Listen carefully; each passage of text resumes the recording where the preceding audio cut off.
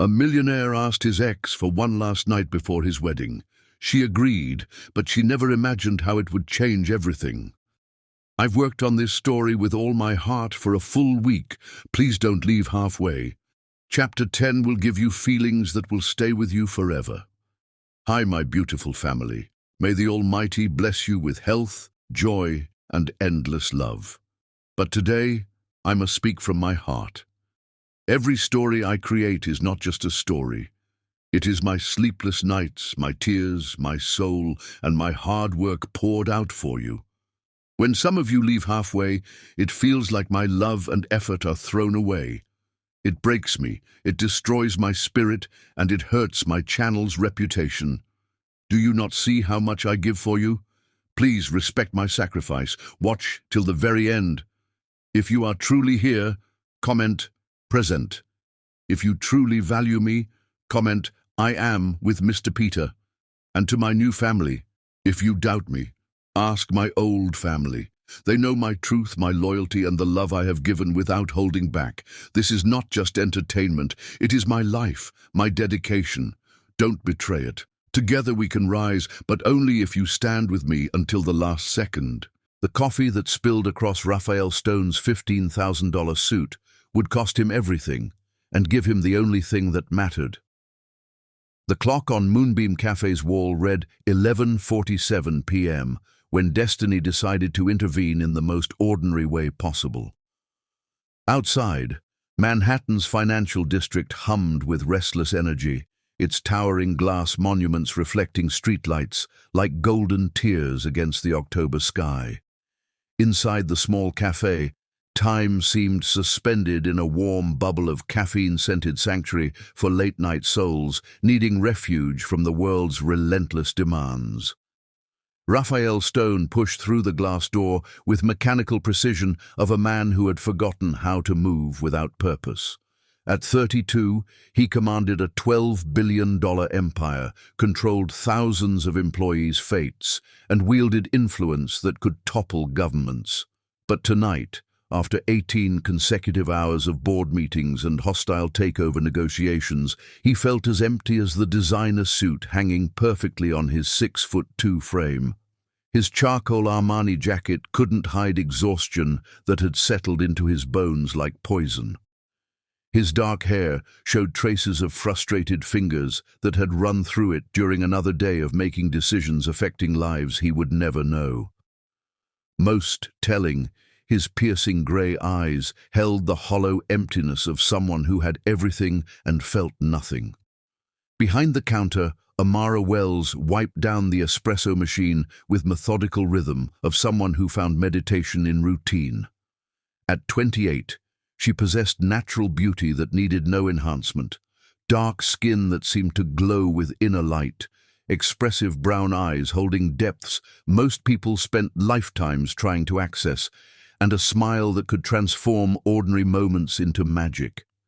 Her curly hair was pulled back practically, and her simple uniform couldn't disguise graceful movements, as if every gesture was a brushstroke on invisible canvas.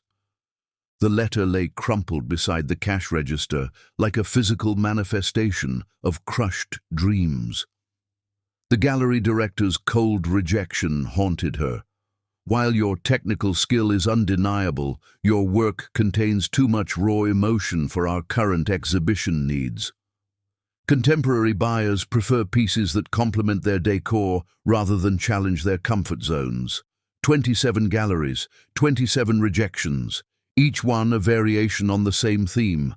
Her art was too honest, too vulnerable, too real for a world preferring beautiful lies to difficult truths.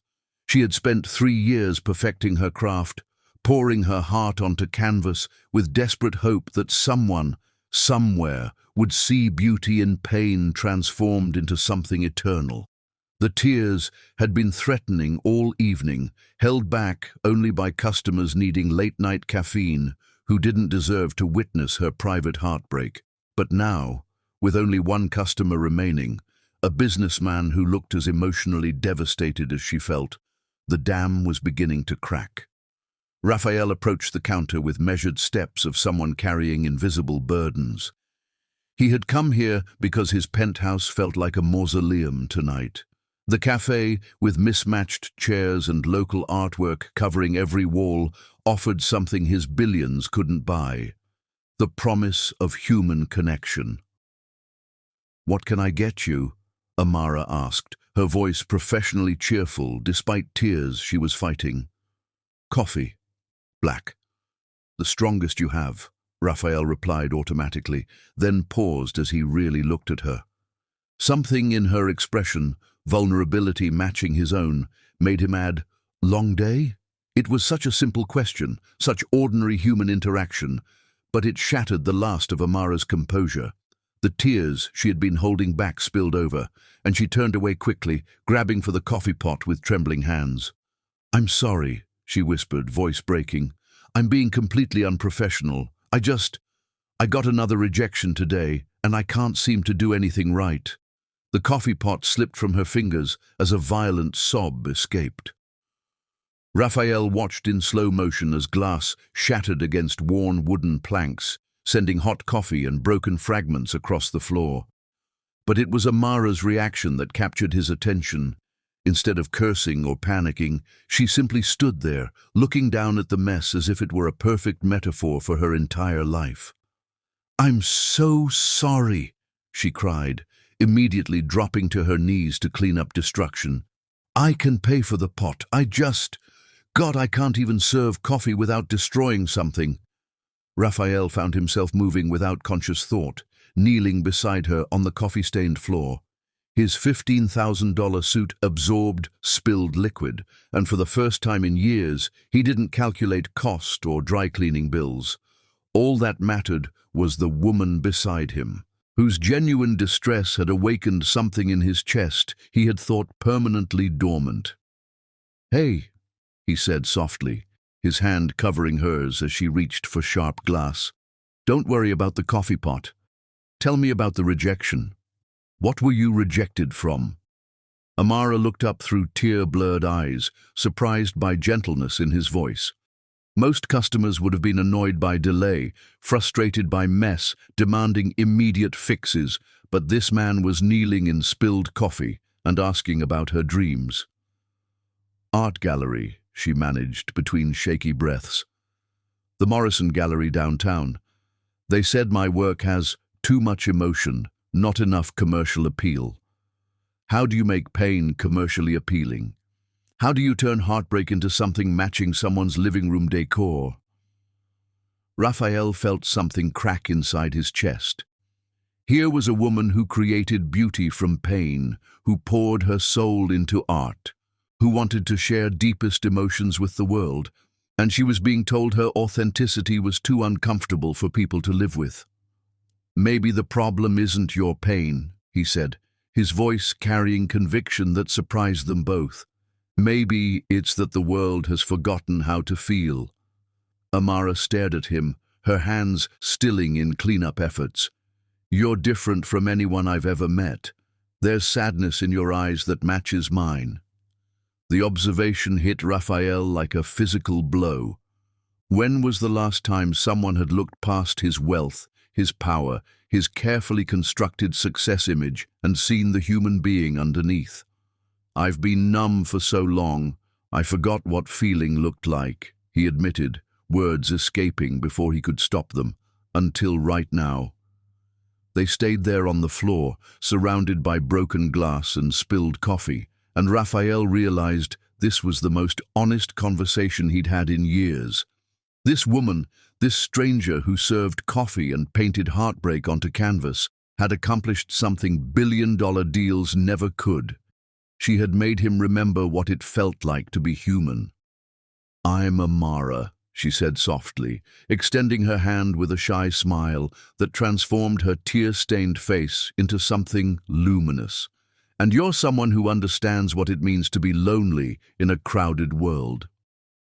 "Raphael," he replied, taking her hand and feeling electricity shoot up his arm from simple contact. "And you're someone who just reminded me that my heart still works."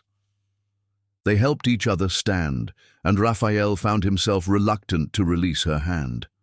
Around them, the cafe felt like a sanctuary from the world outside, a place where two broken people could recognize fractures in each other and maybe, just maybe, begin the delicate process of healing. Would you like to have dinner sometime? Raphael asked, his voice carrying nervous vulnerability he hadn't felt since 16.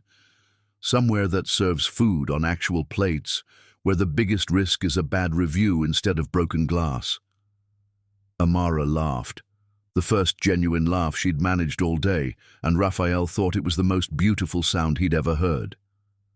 I'd like that, but fair warning, I'm probably going to spill something on you again.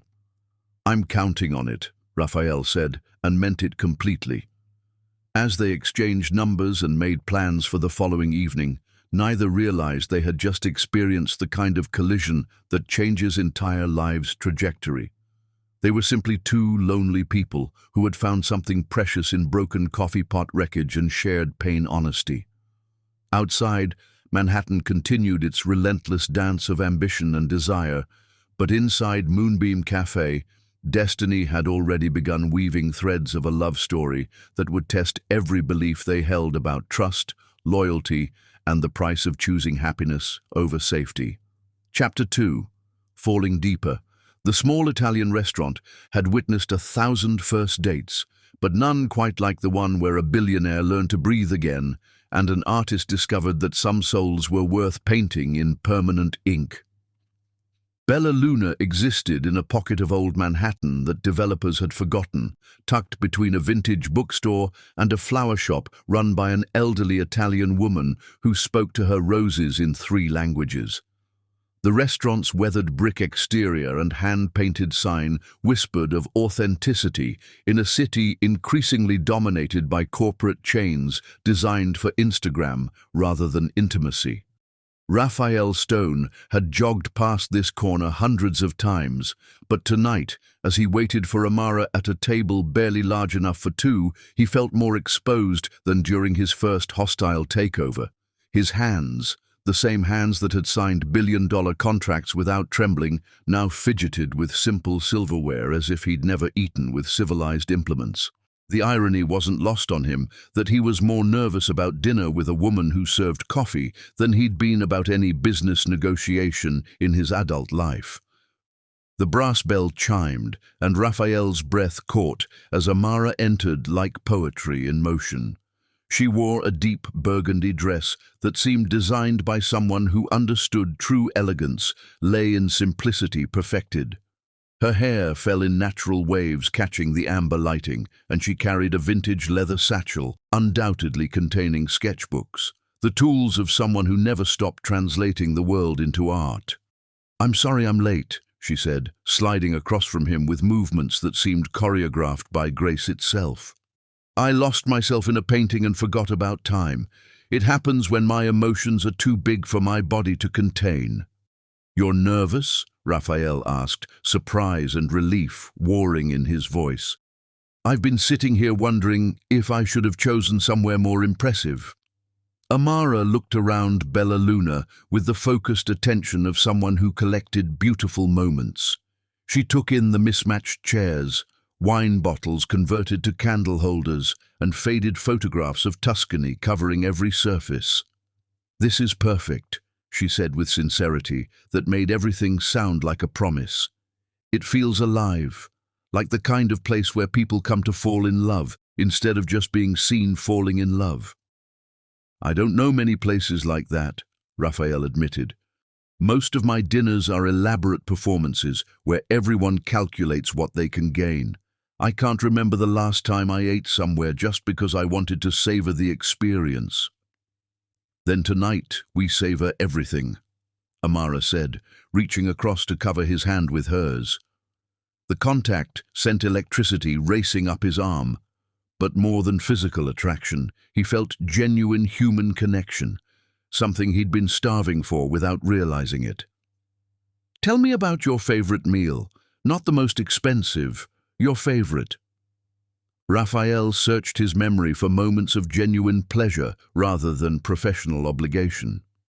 "Grilled cheese sandwiches and tomato soup," he said quietly, My mother used to make them when I was sick. She'd cut off the crusts and arrange the triangles like flower petals, then tell me stories about brave princes who conquered kingdoms with kindness instead of swords.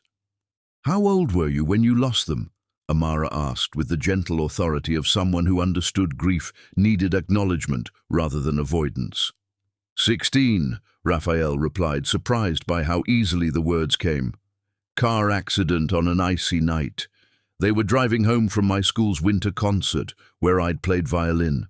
For years afterward, I couldn't listen to classical music without feeling like their death was my fault. Music didn't kill them, Raphael, Amara said softly, her thumb tracing circles on his knuckles. Love did. Love for you, pride in you, the kind of fierce parental devotion that makes people drive through ice storms to hear their son play 3 minutes of Vivaldi. That's not your burden, that's your inheritance. The words hit like revelation. In 16 years of therapy, no one had ever reframed his parents' death as an act of love rather than tragic circumstance. What about your family? He asked, needing to shift focus before overwhelming gratitude became tears. My grandmother raised me from age 7, Amara said, her eyes taking on the soft glow people get when remembering someone who shaped their soul. My parents were teenagers when I was born, babies having a baby, as Grandma used to say. They tried for a few years, but they were more interested in being young and free than learning how to love someone who needed them completely. That must have been devastating. Actually, it was liberating, Amara said, with a smile, suggesting she'd made peace with old wounds. Grandma taught me that some people are born to be passionate lovers, others devoted parents, and wisdom lies in understanding which you are before damaging someone by trying to be what you're not. Do you miss them? I miss the idea of them. But Grandma gave me something more valuable, stories that taught me to see magic in ordinary moments. She used to say every star in the sky was just a soul who had loved so deeply that when their physical body couldn't contain that love anymore, it became eternal light. I've been living in darkness so long I forgot stars existed, Raphael said quietly. What happened to you? Amara asked, leaning forward with the intensity of someone who collected broken hearts and specialized in their repair. What took someone with such capacity for gentleness and convinced him that success was more important than joy? The question cut directly to every defense mechanism he'd spent years constructing. Fear happened. Grief happened. After my parents died, I built walls so high nothing could hurt me again. But those walls became a prison, keeping out everything good along with everything dangerous. Including love? Especially love. Because love requires vulnerability, and vulnerability had gotten the two most important people in my life killed. The waiter appeared, a young man whose genuine smile suggested he enjoyed his job. Raphael watched in fascination as Amara engaged him in conversation about his studies, his dreams, his girlfriend studying medicine. She remembered his name from previous visits, asked follow-up questions about things mentioned weeks ago, and treated him like a valued human being rather than invisible service. You do that naturally, Raphael observed after the waiter left glowing. Make people feel important, like their stories matter. Everyone does matter, Amara said, as if it were obvious truth. That's Paulo. He's working 3 jobs for culinary school while sending money home to Brazil. Everyone has a story worth honoring, and most people go through their entire day without anyone asking what that story is. Their simple pasta dishes arrived, tasting like someone's grandmother had poured generations of love into every ingredient. As they ate, Amara told him about her art, about how colors could capture emotions words weren't sophisticated enough to express. Raphael shared stories he hadn't told anyone. Childhood dreams of composing music, the crushing loneliness that drove 18-hour workdays to avoid empty rooms echoing with loss. When did you stop composing? Amara asked. The day my parents died. Music felt too dangerous, too emotional, too connected to everything I was trying not to feel. "That's the saddest thing I've ever heard," Amara said, genuine grief in her eyes for the artist he'd buried under protective ambition. After dinner, they walked through neighborhood streets beginning to show autumn's first hints. The October air carried the promise of change, and Amara pulled her jacket closer as they strolled past closed shops and apartments where families settled into nighttime routines. "Cold?" Raphael asked, immediately shrugging out of his cashmere sweater. "Raphael, you don't need to—" But he was already draping the soft fabric around her shoulders, hands lingering as he pulled it closed at her throat. The sweater smelled like expensive cologne, and something indefinably masculine that made her pulse quicken. "Thank you," she whispered, looking up into his face. They had stopped walking without realizing it, standing under a streetlight, casting them in golden illumination. Raphael's hands were still at her throat, and she could see herself reflected in his piercing grey eyes. For a moment, stretching like eternity, the busy city faded away, leaving only them and electricity crackling between their bodies. "Amara," Raphael said, her name sounding like a prayer. "Yes? I think you're saving me from myself without even trying." "You don't need saving," she replied, her hand touching his face with trembling fingers. "You just need remembering who you were before the world convinced you that protecting yourself was more important than connecting with others." He leaned down slowly, giving her time to pull away. But Amara rose on her tiptoes to meet him halfway, and when their lips touched, Raphael felt every wall around his heart crumble like ancient ruins surrendering to time. The kiss started soft, tentative, a question asked and answered in touch. But when Amara pressed closer and let her hands tangle in his hair, it deepened into something desperate and hungry, full of all the emotions they'd shared across the dinner table. When they broke apart, both breathing hard, foreheads pressed together, they tried to process the magnitude of what was happening. "I've never felt this safe with anyone," Amara whispered against his lips. "You're the first person who's ever looked at me and seen a man instead of a bank account," Raphael replied. "The first person who's made me want to be worthy of how you see me." As they held each other under the streetlight, both realized they were falling into something deeper and more dangerous than anything they'd experienced. This wasn't attraction-seeking outlet or loneliness-seeking company. This was the kind of connection that changed people at the cellular level, making them willing to risk everything built separately for the chance to build something beautiful together. Neither was ready to name it yet, but love had already begun its quiet revolution in their hearts. Chapter 3. Love's Awakening. The tears that fell in the Metropolitan Museum's Van Gogh exhibit weren't from tourists admiring Starry Night. They belonged to a billionaire watching the woman he loved discover that her pain could become eternal beauty. 4 weeks after their first dinner, Raphael Stone found himself experiencing emotions he had forgotten existed. The penthouse that had once felt like a monument to success now seemed hollow without Amara's presence to fill its expensive emptiness with life. She had stayed over twice, carefully, tentatively, both dancing around their connection's intensity, and each morning when she left for the cafe, Raphael felt like she was taking all the warmth with her. This morning was different. He had convinced her to let him take her somewhere that mattered to him, somewhere he had never taken another woman because it required vulnerability he had never been willing to share.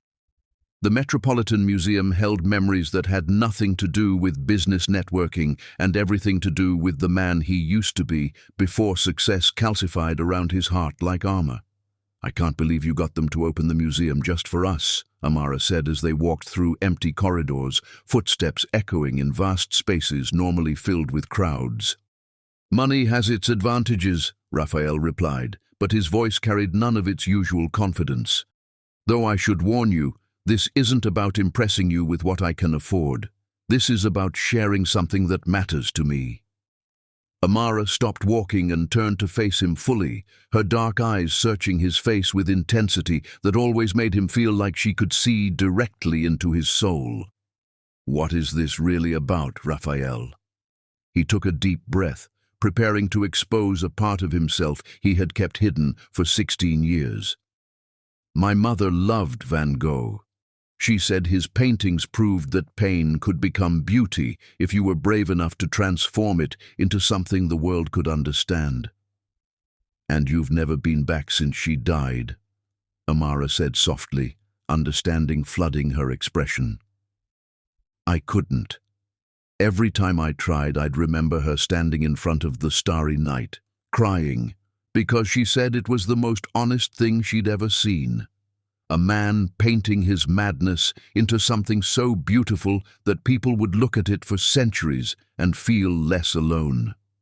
They entered the post-impressionist wing, and Raphael felt his chest tighten as they approached the painting that had shaped his understanding of art, emotion, and the way beauty could emerge from deepest darkness.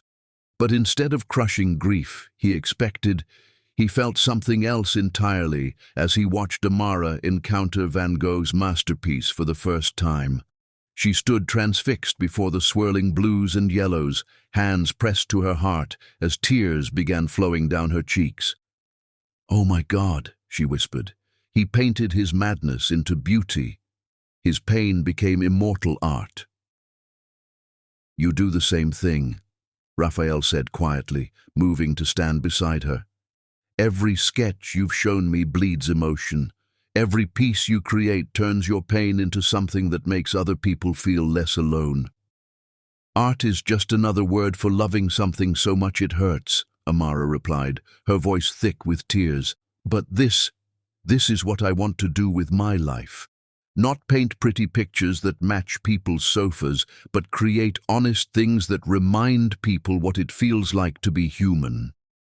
Raphael watched her study the painting's details, saw how she traced air in front of the canvas as if she could feel Van Gogh's brushstrokes, and realized he was witnessing something sacred. This woman didn't just observe art, she experienced it, absorbed it, let it transform her from within. "Come with me," he said, taking her hand and leading her to a bench positioned perfectly for viewing. "I want to tell you something I've never told anyone." They sat together in the empty gallery, surrounded by masterpieces that had outlived their creators, and Raphael began to speak words locked in his heart for years. "When I was 10, I had an accident, fell off my bike and broke my arm in 3 places. I was hospitalized for weeks, and pain medication made me so sick I couldn't keep food down. My mother brought art books to my room and told me stories about painters, about how they turned their worst experiences into their greatest triumphs. That's when you learned that pain could become something beautiful," Amara said, understanding the shape of his story before he finished. "She died 6 years later, and I forgot everything she taught me about transformation. I let my pain become anger, my grief become ambition, my loneliness become success. I built an empire on the graves of my emotions. But you brought me here," Amara pointed out, "to the place where you learned about beauty born from pain. That's not forgetting, that's remembering." Raphael turned to look at her, this woman who had walked into his life and somehow managed to excavate the man he thought he had buried forever. "You're not just making me remember, Amara. You're making me feel things I thought I had trained myself out of feeling." "What kinds of things?" "Hope, joy, the desire to create something meaningful instead of just acquiring things that prove my worth." He paused, gathering courage for the next confession. Love. The word hung between them like a bridge across impossible distance. They had been dancing around it for weeks, feeling its presence in every touch, every shared story, every moment when their eyes met, and the rest of the world faded away. But saying it aloud made it real, dangerous, transformative. "Raphael," Amara whispered, her voice carrying wonder and fear in equal measure. "I know it's too soon. I know we've only known each other 4 weeks, but I need you to understand that what I feel for you isn't just attraction or loneliness or the novelty of someone who doesn't want my money. This is—" He struggled to find words adequate to the earthquake happening in his chest. "This is the kind of love that changes people, that makes them willing to rebuild their entire life around the possibility of happiness." Amara stood from the bench and moved to stand directly in front of him, her hands framing his face as she looked into his eyes with an intensity that made him feel simultaneously exposed and completely safe. "I love you too," she said simply.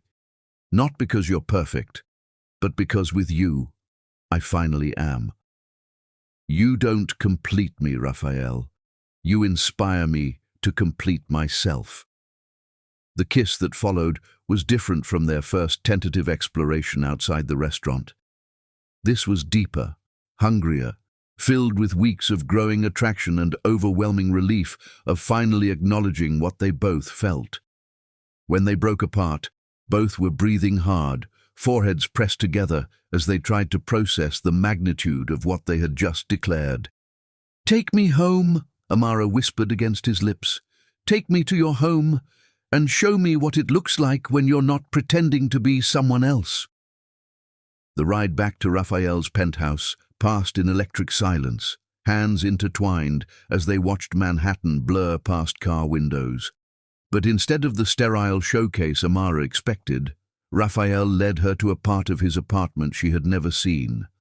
A small room filled with easels, canvases, and art supplies that looked like they hadn't been touched in years. "You paint," she said, her voice filled with wonder as she examined the abandoned art studio. "I used to, before I decided that creating things was less important than owning them." Raphael picked up a brush, its bristles stiff with disuse. "I haven't touched any of this since college. Why did you stop?" "Because art requires vulnerability, and vulnerability is weakness in business. Because creating something means risking failure, and I couldn't afford to fail." He set the brush down carefully. "Because making art means admitting you have feelings, and feelings were a luxury I couldn't afford." Amara moved around the room, examining half-finished canvases that spoke of talent abandoned and dreams deferred.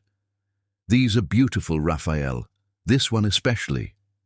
She stopped in front of a painting showing a night sky filled with stars, clearly influenced by Van Gogh, but carrying its own unique emotional weight.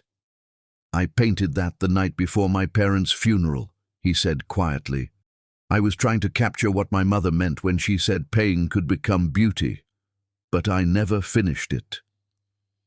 "Maybe it's time," Amara suggested gently. Instead of responding with words, Raphael moved to stand behind her, his arms wrapping around her waist as he buried his face in her neck. She smelled like paint and coffee and something indefinably feminine that made his chest tight with longing. "I've never been afraid of anything in business," he confessed against her skin. "But I'm terrified of how much I need you." "Need isn't weakness," Amara replied, turning in his arms to face him. "It's what makes us human. It's what connects us to each other instead of living in isolation." "You're not just making love to me," Raphael said as he led her toward his bedroom. "You're making me remember what it feels like to be alive."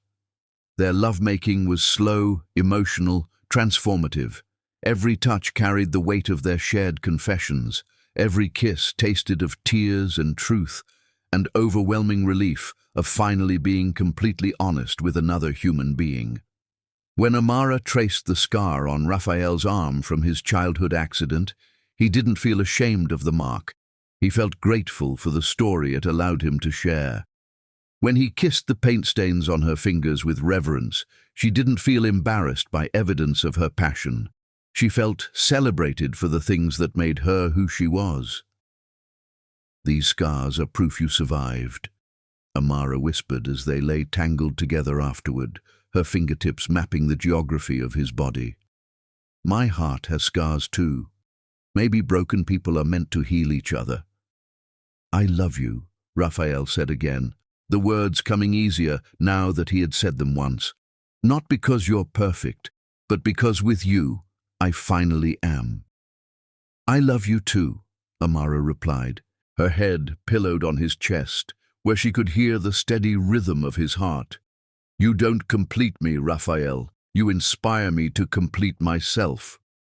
As they fell asleep in each other's arms, surrounded by luxury money could buy, but filled with contentment only love could provide, both understood they had crossed a line from which there was no return. They had become essential to each other's happiness, necessary for each other's growth, willing to risk everything they had built separately for the chance to build something beautiful together. What neither knew was that their love was about to be tested in ways they couldn't imagine, by forces they didn't see coming, and by a past that Raphael thought he had left behind forever. Chapter 4. Hearts United. The Ring. Raphael's stone, designed for Amara Wells, contained a stone that matched her eyes exactly, but the tears that filled those eyes when he proposed would shine brighter than any diamond ever could. 2.5 months into their love affair, though calling it an affair seemed inadequate for something that had reconstructed both their souls, Raphael found himself planning a future that had nothing to do with quarterly earnings or market expansion. Instead, he spent his days thinking about Amara's laugh when she discovered new art techniques, the soft sounds she made sleeping curled against his chest, and the growing certainty that he wanted to spend his life learning the infinite ways she could surprise him. The ring had taken 8 weeks to create, not because the jeweler lacked skill, but because Raphael insisted on perfection, bordering on obsession. The central stone, a rare cognac diamond capturing the exact shade of Amara's eyes when sunlight hit them, had been sourced from a South African mine whose ethical practices met Raphael's increasingly complex moral requirements. Since falling in love with Amara, he questioned every aspect of his business empire, wondering how many profitable ventures caused suffering that would break her artist's heart. The setting was understated elegance, white gold worked into delicate swirls resembling brushstrokes, with smaller diamonds arranged to catch light from every angle. But the most important detail was invisible. Inside the band, engraved in microscopic script, were words that had become Raphael's daily prayer: "You inspire me to complete myself." Tonight, on the rooftop garden where they had first said, "I love you," under stars arranged specifically for lovers, Raphael would ask Amara to marry him. The space had been transformed into fairy tale perfection. Thousands of tiny lights strung between trees, candles flickering in hurricane glass, and Amara's favorite white peonies arranged in clusters that looked natural despite requiring a team of florists. But Raphael's hands shook as he adjusted his tie, not because of elaborate setup or the ring weighing heavy in his pocket, but because he was about to ask the most important question of his life to the woman who had taught him that vulnerability was courage's highest form. "You're nervous," Amara observed as they rode the elevator to the roof, her artist's eye cataloguing tension in his shoulders, the way his jaw clenched with metronomic precision. "Should I not be nervous?" Raphael asked, attempting lightness while his heart hammered against his ribs. "I'm about to have dinner with the most beautiful woman in New York." Amara smiled with gentle concern, reserved for moments when she sensed him struggling with emotions too large for words. "Raphael, it's just me. You don't have to perform or impress or be anything other than exactly who you are." "That's exactly why I'm nervous," he admitted as elevator doors opened to reveal the transformed rooftop. "Because what I'm feeling for you is so far beyond anything I've experienced that I don't have words, and I'm terrified words will be completely inadequate." Amara's breath caught as she stepped onto the rooftop, hands flying to her mouth at the magical transformation of their special place. "Raphael, this is... When did you have time?" "I've been planning this for weeks," he said, leading her to the table positioned perfectly for viewing the city skyline. "I wanted to give you something beautiful, something matching how you make me feel." They sat as the sun set behind Manhattan's towering spires, painting the sky in gold and pink, rivaling any museum masterpiece. Raphael had arranged for dinner to be prepared by their favorite chef from the Italian restaurant, each course arriving with precise timing suggesting military coordination.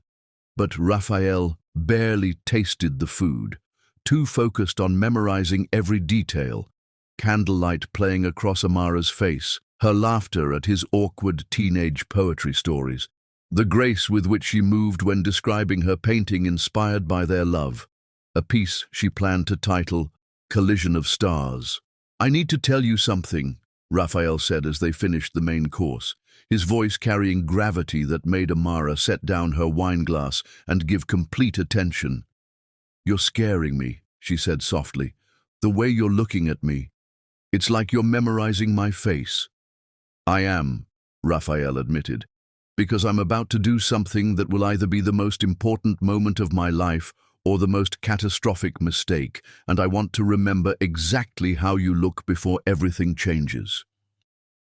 He stood with movements that seemed choreographed despite adrenaline coursing through his system, then moved around the table to kneel beside her chair. Her sharp intake told him she understood what was happening, but he needed to say the words, to give voice to emotions building in his chest for months.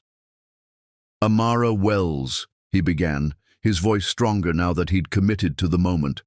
"2.5 months ago, you spilled coffee on my suit and inadvertently spilled hope into my heart. Before you, I thought success meant conquering the world. Now I know it means finding the person who makes you want to be conquered by love." Tears were already flowing down Amara's cheeks, but she remained perfectly still, as if moving might break the spell. "You saved me from a life of existing without living," Raphael continued, pulling the ring box from his jacket with hands that no longer trembled. "You turned my house into a home, my money into meaning, my heart into something worth giving. You didn't complete me, you inspired me to complete myself. Will you marry me?" The ring caught candlelight and threw it back in brilliant fragments, dancing across Amara's face. For a moment, she simply stared at the symbol of his love, hands pressed to her heart, as if trying to keep it from bursting. "Raphael," she whispered, voice thick with tears, "it's the most beautiful thing I've ever seen." "Does that mean yes?" he asked, hope and terror warring in his expression. "Yes." Amara laughed through her tears, extending her left hand with slightly shaking fingers. 1,000 times yes. You don't just want to marry me, Raphael. You want to choose me every day for the rest of our lives." Raphael slipped the ring onto her finger with reverence, usually reserved for religious ceremonies, both watching as the cognac diamond caught light and seemed to glow with inner fire.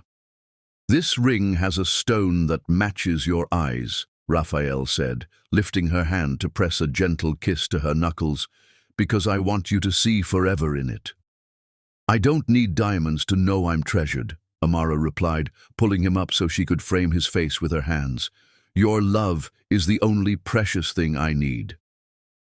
They kissed then, surrounded by candlelight and distant city sounds, and Raphael felt something fundamental shift inside his chest. This wasn't just romantic love or passionate attraction. This was partnership, commitment, the decision to build a life together greater than the sum of their individual parts. "When?" Amara asked when they finally broke apart, both breathless from the moment's intensity. "When what? When do you want to get married?" "Because now that I've said yes, I don't want to wait long to become your wife." Raphael laughed, the sound carrying pure joy, having nothing to do with business success or financial achievements. "Tomorrow. Next week, I'll marry you whenever you're ready." "Let's plan something beautiful," Amara said, settling back but keeping hold of his hand. "Not huge or extravagant, just perfect, meaningful, something reflecting who we are together." They spent the rest of the evening planning their wedding, sharing dreams about their future, discussing how their love had already changed them and ways they wanted to continue growing together. Raphael talked about using his wealth for meaningful purposes, maybe establishing an arts foundation, helping struggling artists avoid the rejections that had brought Amara to tears in the cafe where they met. Amara spoke about creating art, celebrating love in all its forms, pieces reminding people that beauty could emerge from unexpected collisions. "I want to design my own dress," Amara said, as they slow danced to music only they could hear. "Something that feels like me, like us. And I want to write my own vows." "What will they say?" Raphael asked, spinning her gently under his arm. "That you taught me the difference between being loved and being treasured," Amara replied. "That you showed me what it means to be seen completely and chosen anyway. That you're not just my partner. You're my person." "I want to write mine too," Raphael said, pulling her close again. "I want to promise you things no one has ever promised before." "Like what?" "Like I'll never stop being amazed by you. Like I'll choose you again every morning for the rest of my life.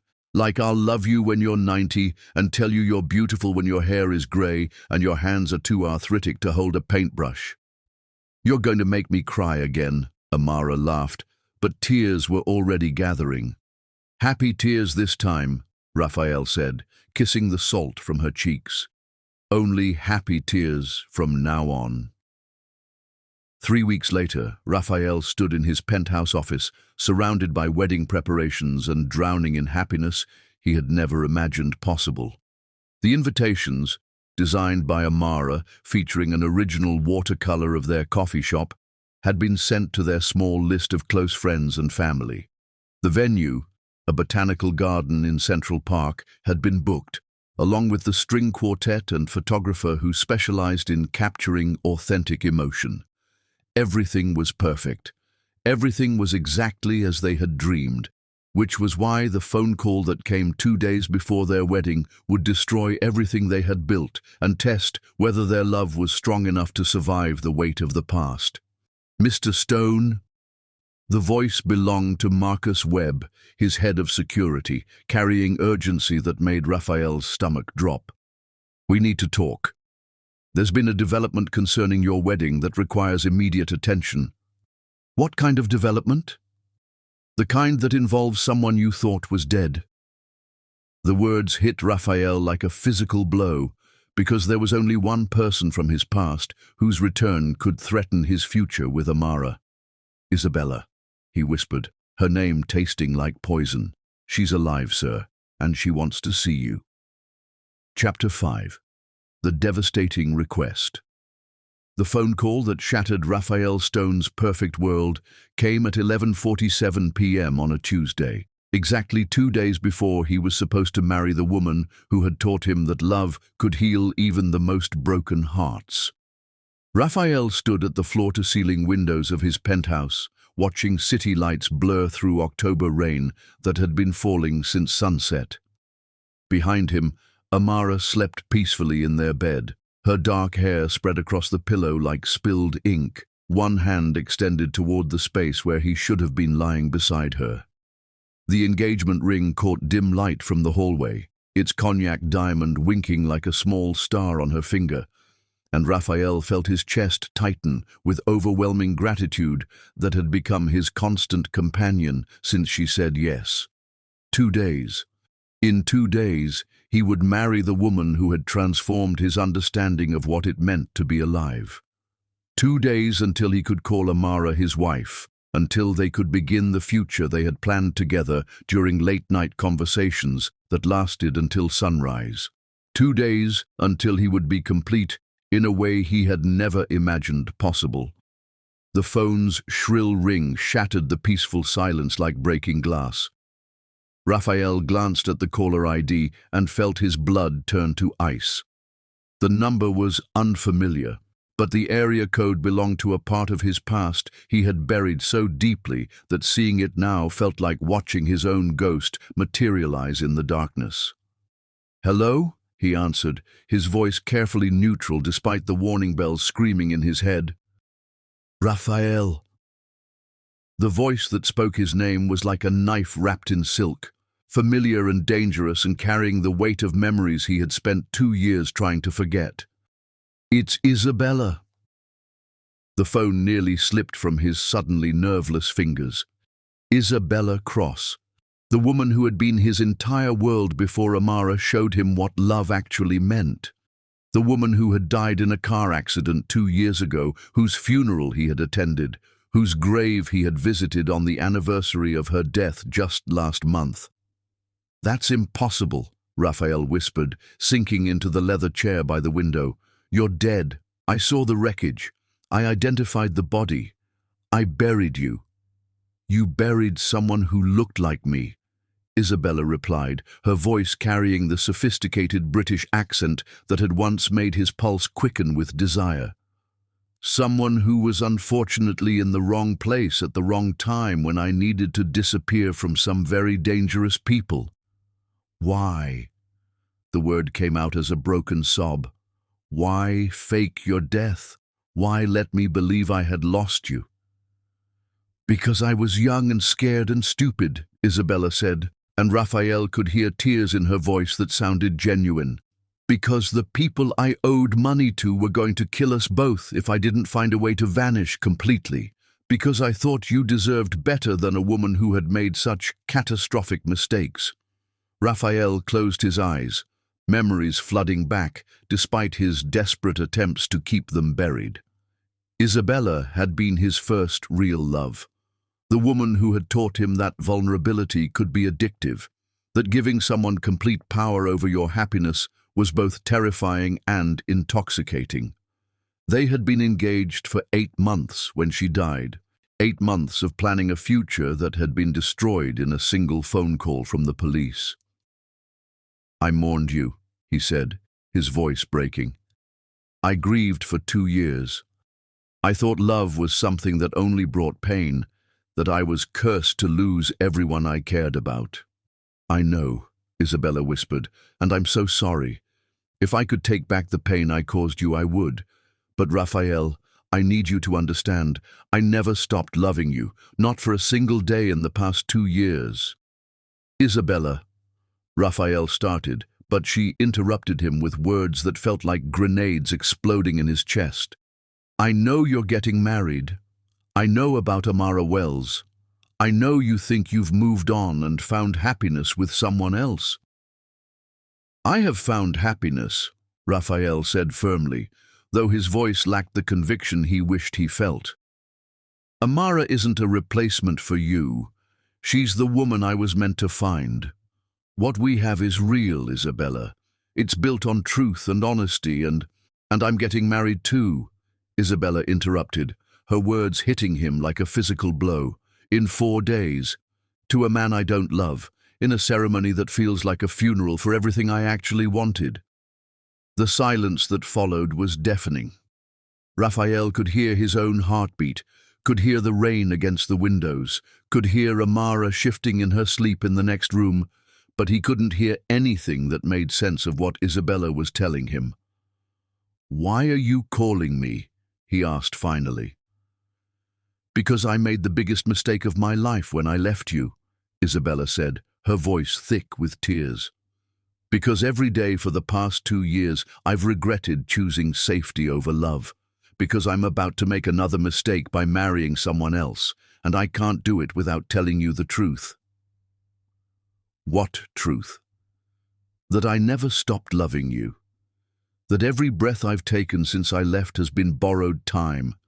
That if I'm going to marry someone else and spend the rest of my life pretending to be happy, I need closure. Real closure. Raphael felt the room spinning around him, felt the careful edifice of his new life beginning to crack under the weight of his past. What are you asking me, Isabella? I'm asking for one night, she said quietly. One last night together, before we both get married to other people. One night to say goodbye properly, to find some kind of peace with what we had and what we lost.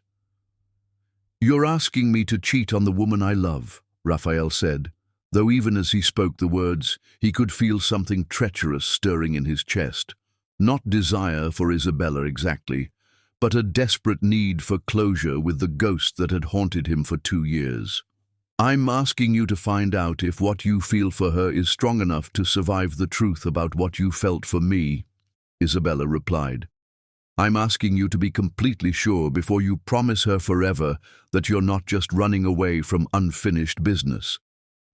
The request hit Raphael like a sledgehammer to the chest. Was his love for Amara real, or was it simply the refuge he had found from his grief over Isabella? Had he truly moved on, or had he simply found someone kind enough to help him avoid dealing with his unresolved feelings? I can't, he said, but his voice lacked conviction. One night, Raphael. Just to talk, to find closure, to put our past to rest so we can both move forward without wondering, what if? If you're as sure about Amara as you claim to be, then seeing me shouldn't threaten that. And if I say no, then I'll disappear again, and you'll spend the rest of your life wondering if you married Amara because you loved her completely or because you were afraid to face the truth about us. Raphael ended the call without saying goodbye, his hands shaking as he set the phone on the table and tried to process the earthquake that had just rearranged his entire emotional landscape.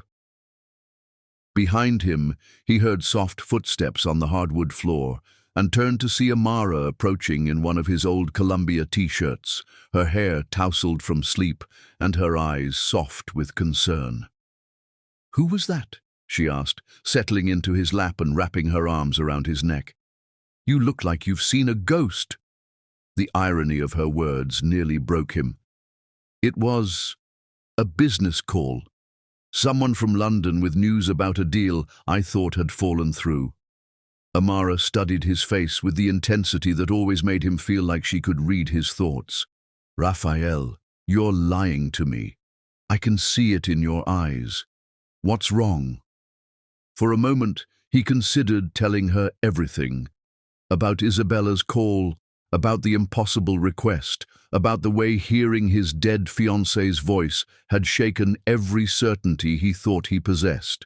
But looking at Amara's trusting face, seeing the love and concern in her eyes, he couldn't bring himself to shatter her peace with the chaos that was consuming him. "It's nothing I can't handle," he said instead, pressing a kiss to her forehead. "Just some complications with international contracts. Nothing for you to worry about." "Are you sure?" Amara asked, her thumb tracing the line of tension in his jaw. "Because if something's bothering you, I want to help. That's what partners do. We face problems together." "I'm sure," Raphael lied, hating himself for the deception, but unable to find another path through the minefield that had suddenly appeared in his perfect life. "Go back to bed. I'll be there in a few minutes." Amara kissed him softly, a gesture of trust and love that made his chest ache with guilt, then padded back toward the bedroom.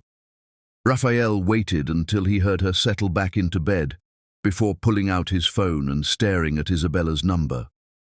The next morning brought no clarity, only the crushing weight of a decision that felt impossible to make. Raphael went through the motions of his normal routine, coffee, workout, reviewing contracts, but his mind was entirely consumed by Isabella's request and the questions it raised about his relationship with Amara. "If I told you that I needed to resolve something with someone from my past," Raphael said carefully over breakfast, "something that might help me be a better husband to you, would you trust me to handle it?" Amara reached across the table and took his hand, her thumb stroking across his knuckles with the gentle touch that always made him feel both cherished and safe.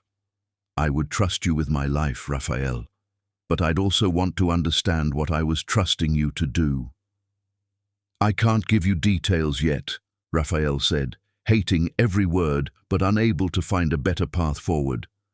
"But I need you to know that whatever I do, it will be because I love you completely, and want to marry you with no doubts, no regrets, and no unfinished business casting shadows over our future.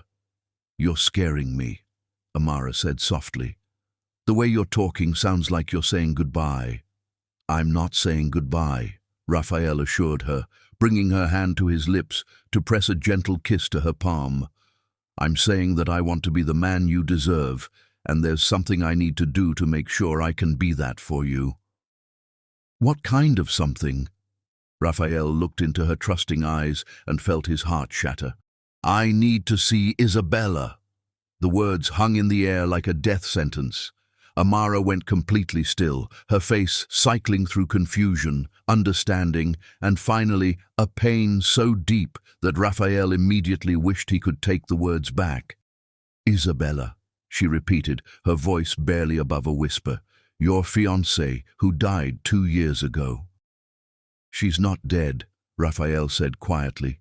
She called me last night. She's alive, and she's getting married in 4 days, and she wants to see me, for closure. Closure, Amara repeated, and Raphael could see her artist's mind processing the implications, understanding the subtext he hadn't explicitly stated.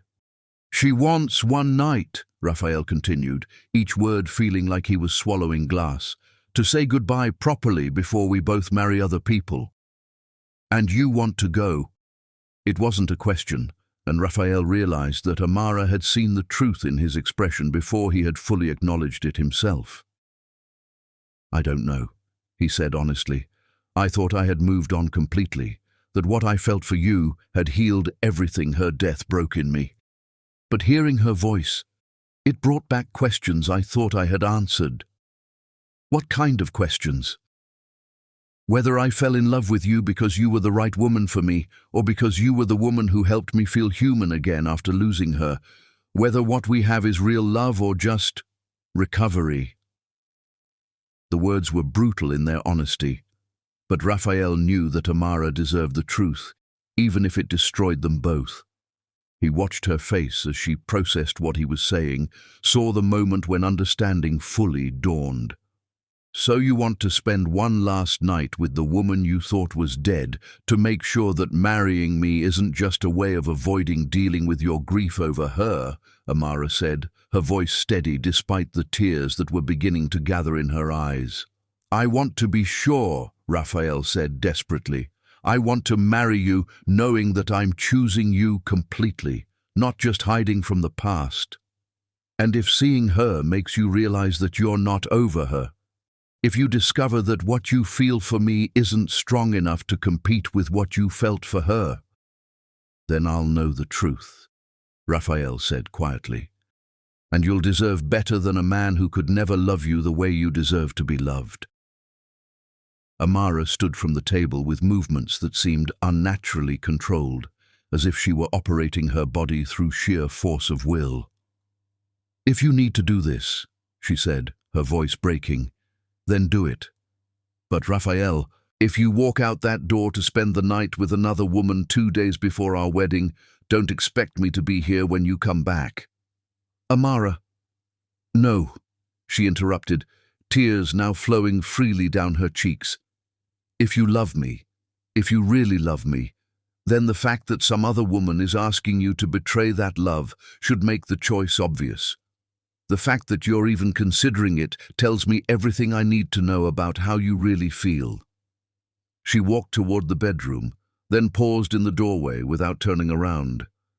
I love you enough to let you go if that's what you need to be happy, but I love myself too much to wait around while you decide whether I'm worth choosing. The sound of the bedroom door closing behind her was the loudest sound Raphael had ever heard. He sat alone at the breakfast table, surrounded by the remnants of their perfect morning, and realized that he was about to make the most important decision of his life. In 3 hours, he would either walk away from the woman who had taught him how to love, or he would call Isabella and tell her that some ghosts were meant to stay buried. The future he chose would determine not just his own happiness, but whether love was strong enough to survive the weight of the past. Chapter 6. The Night of Truth. The luxury suite at the Plaza Hotel had witnessed countless reunions, but none quite like the one where a man discovered that resurrection could be more devastating than death ever was. The elevator to the 15th floor of the Plaza Hotel felt like a journey into purgatory, each ascending number marking Raphael Stone's descent into a choice that would either save his future or destroy it completely. In his jacket pocket, his phone buzzed with another unanswered call from Amara, the seventh since he had walked out of their penthouse 4 hours ago, leaving behind the woman who loved him and the life they had built together. He hadn't answered any of her calls. How could he? What words existed to explain that he was on his way to meet the ghost of his first love, while the woman he planned to marry sat alone in their apartment, wondering if she would ever see him again? The hallway stretched before him like a gauntlet, each step bringing him closer to suite 1547, where Isabella Cross waited with answers to questions he had spent 2 years trying to forget. Raphael's reflection in the gold-framed mirrors showed a man who looked like he was walking to his own execution, pale, hollow-eyed, wearing the expression of someone who had already lost everything that mattered. He knocked on the door with trembling hands, and when it opened, Raphael felt the last 2 years of healing collapse like a house of cards in a hurricane. Isabella Cross stood before him, like a vision from a dream he had never fully awakened from. At 30, she remained breathtakingly beautiful in the way that certain women seem to exist outside the normal rules of time and gravity.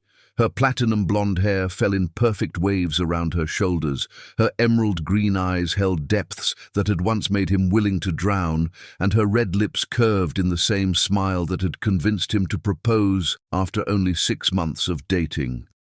She wore a simple black dress that managed to be both elegant and devastating, paired with the diamond earrings he had given her for their first anniversary, earrings he had assumed were buried with her body in Woodlawn Cemetery.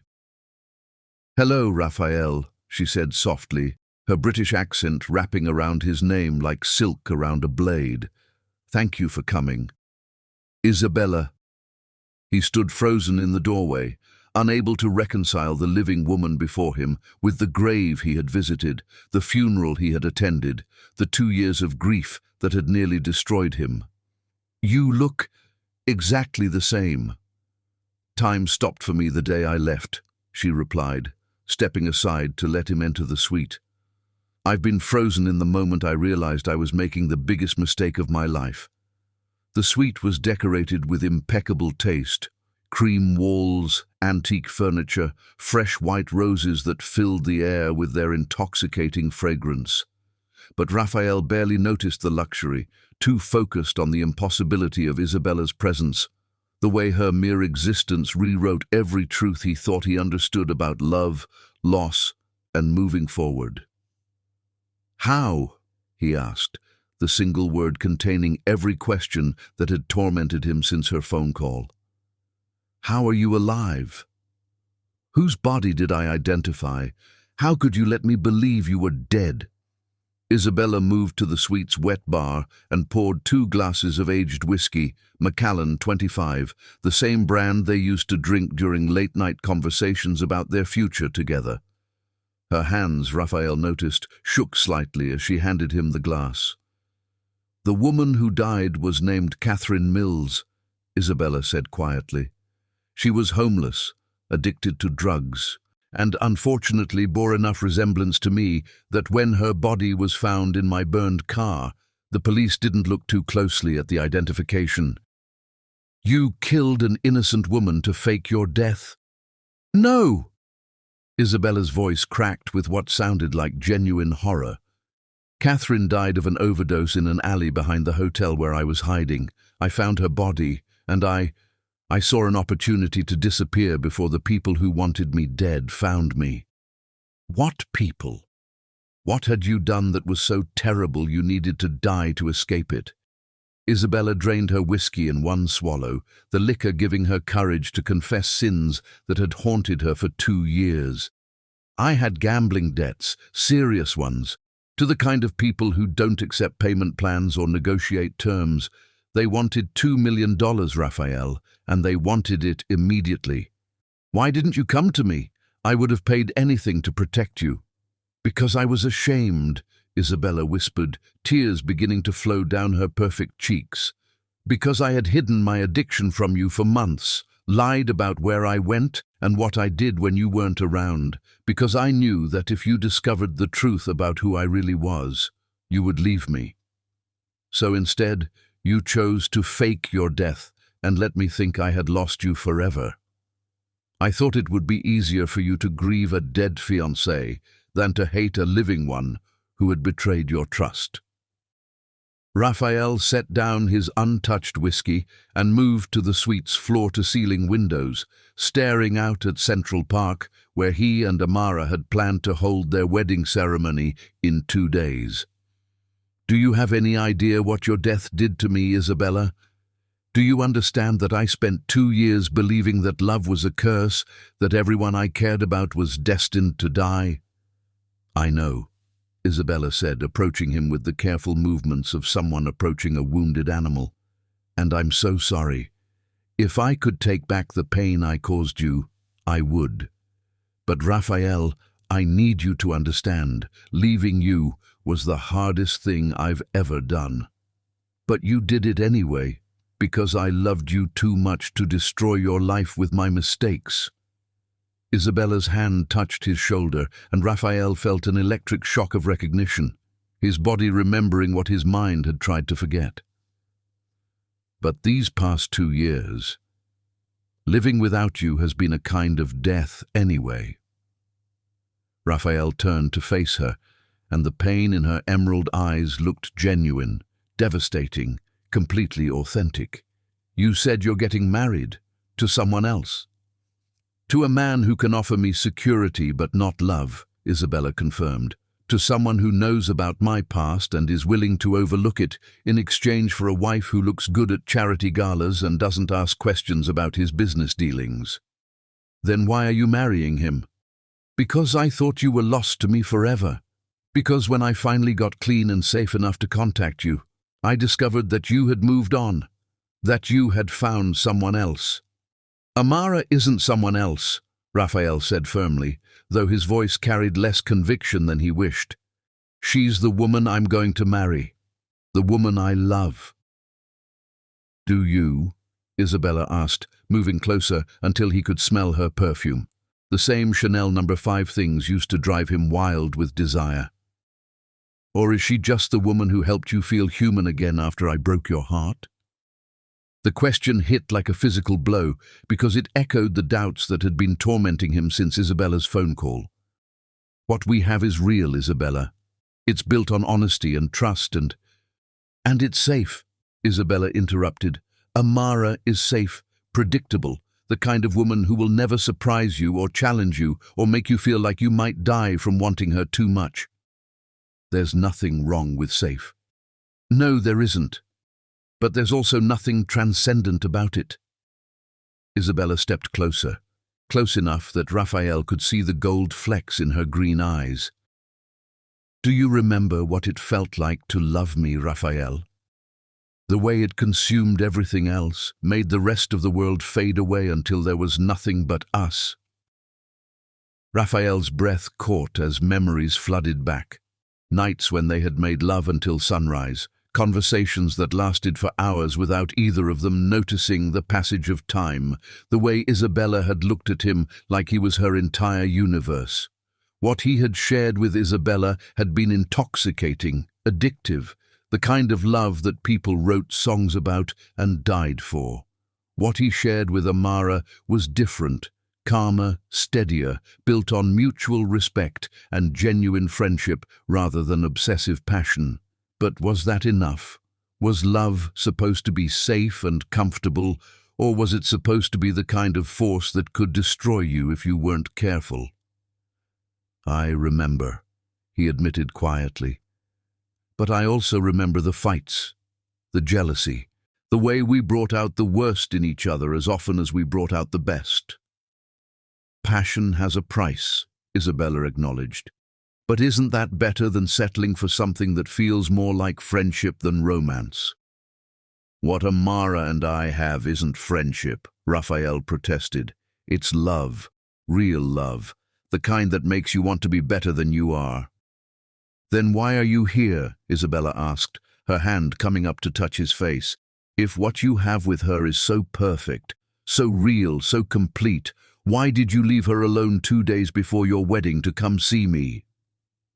The question hung in the air like a trap, and Raphael realized he didn't have a good answer. Why was he here? If he truly loved Amara with the completeness he claimed, wouldn't the choice between them be obvious? Because I needed to be sure, he said finally, because I owe her honesty about what I'm feeling, even if those feelings are confused. And what are you feeling? Isabella asked, stepping close enough that their bodies were almost touching. I don't know, Raphael admitted, the confession tearing from his chest like a physical wound. When I heard your voice, when I realized you were alive, it brought back everything I thought I had processed and moved past.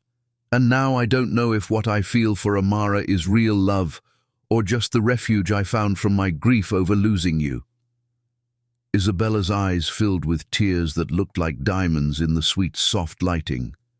I came back from the dead for you, Raphael. I risked everything to tell you the truth because I realized that some loves are worth any price, worth any risk. Isabella, one night, she whispered, her lips now inches from his. Give me one night to remind you what we had together. If tomorrow morning you still want to marry Amara, I'll disappear again, and you'll never see me again. But if you remember why you fell in love with me in the first place, then what?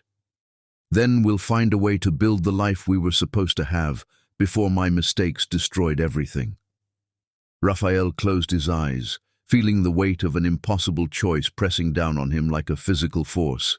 In his pocket, his phone buzzed again, another call from Amara that he couldn't bring himself to answer. How could he tell the woman, who trusted him completely, that he was standing in a hotel suite with his supposedly dead ex-fiancée, contemplating betraying everything they had built together?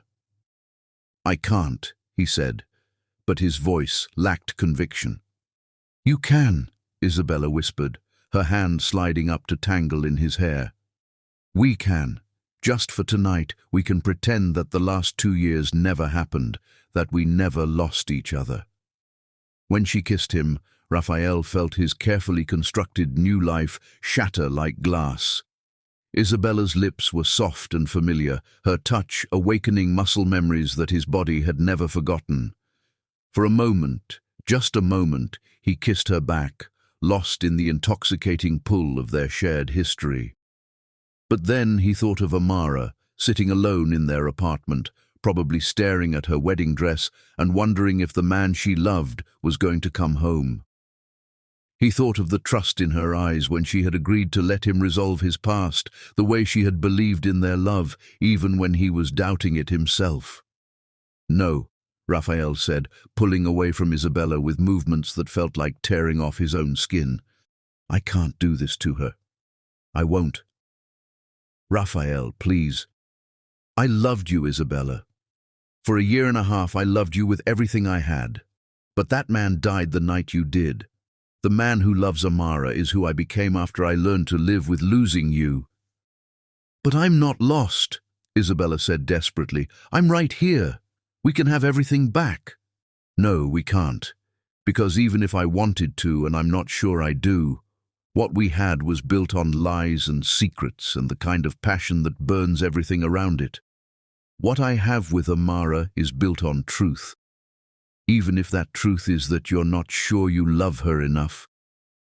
Raphael paused, the question cutting to the heart of his confusion. I am sure, he said finally, the words feeling like a revelation as he spoke them.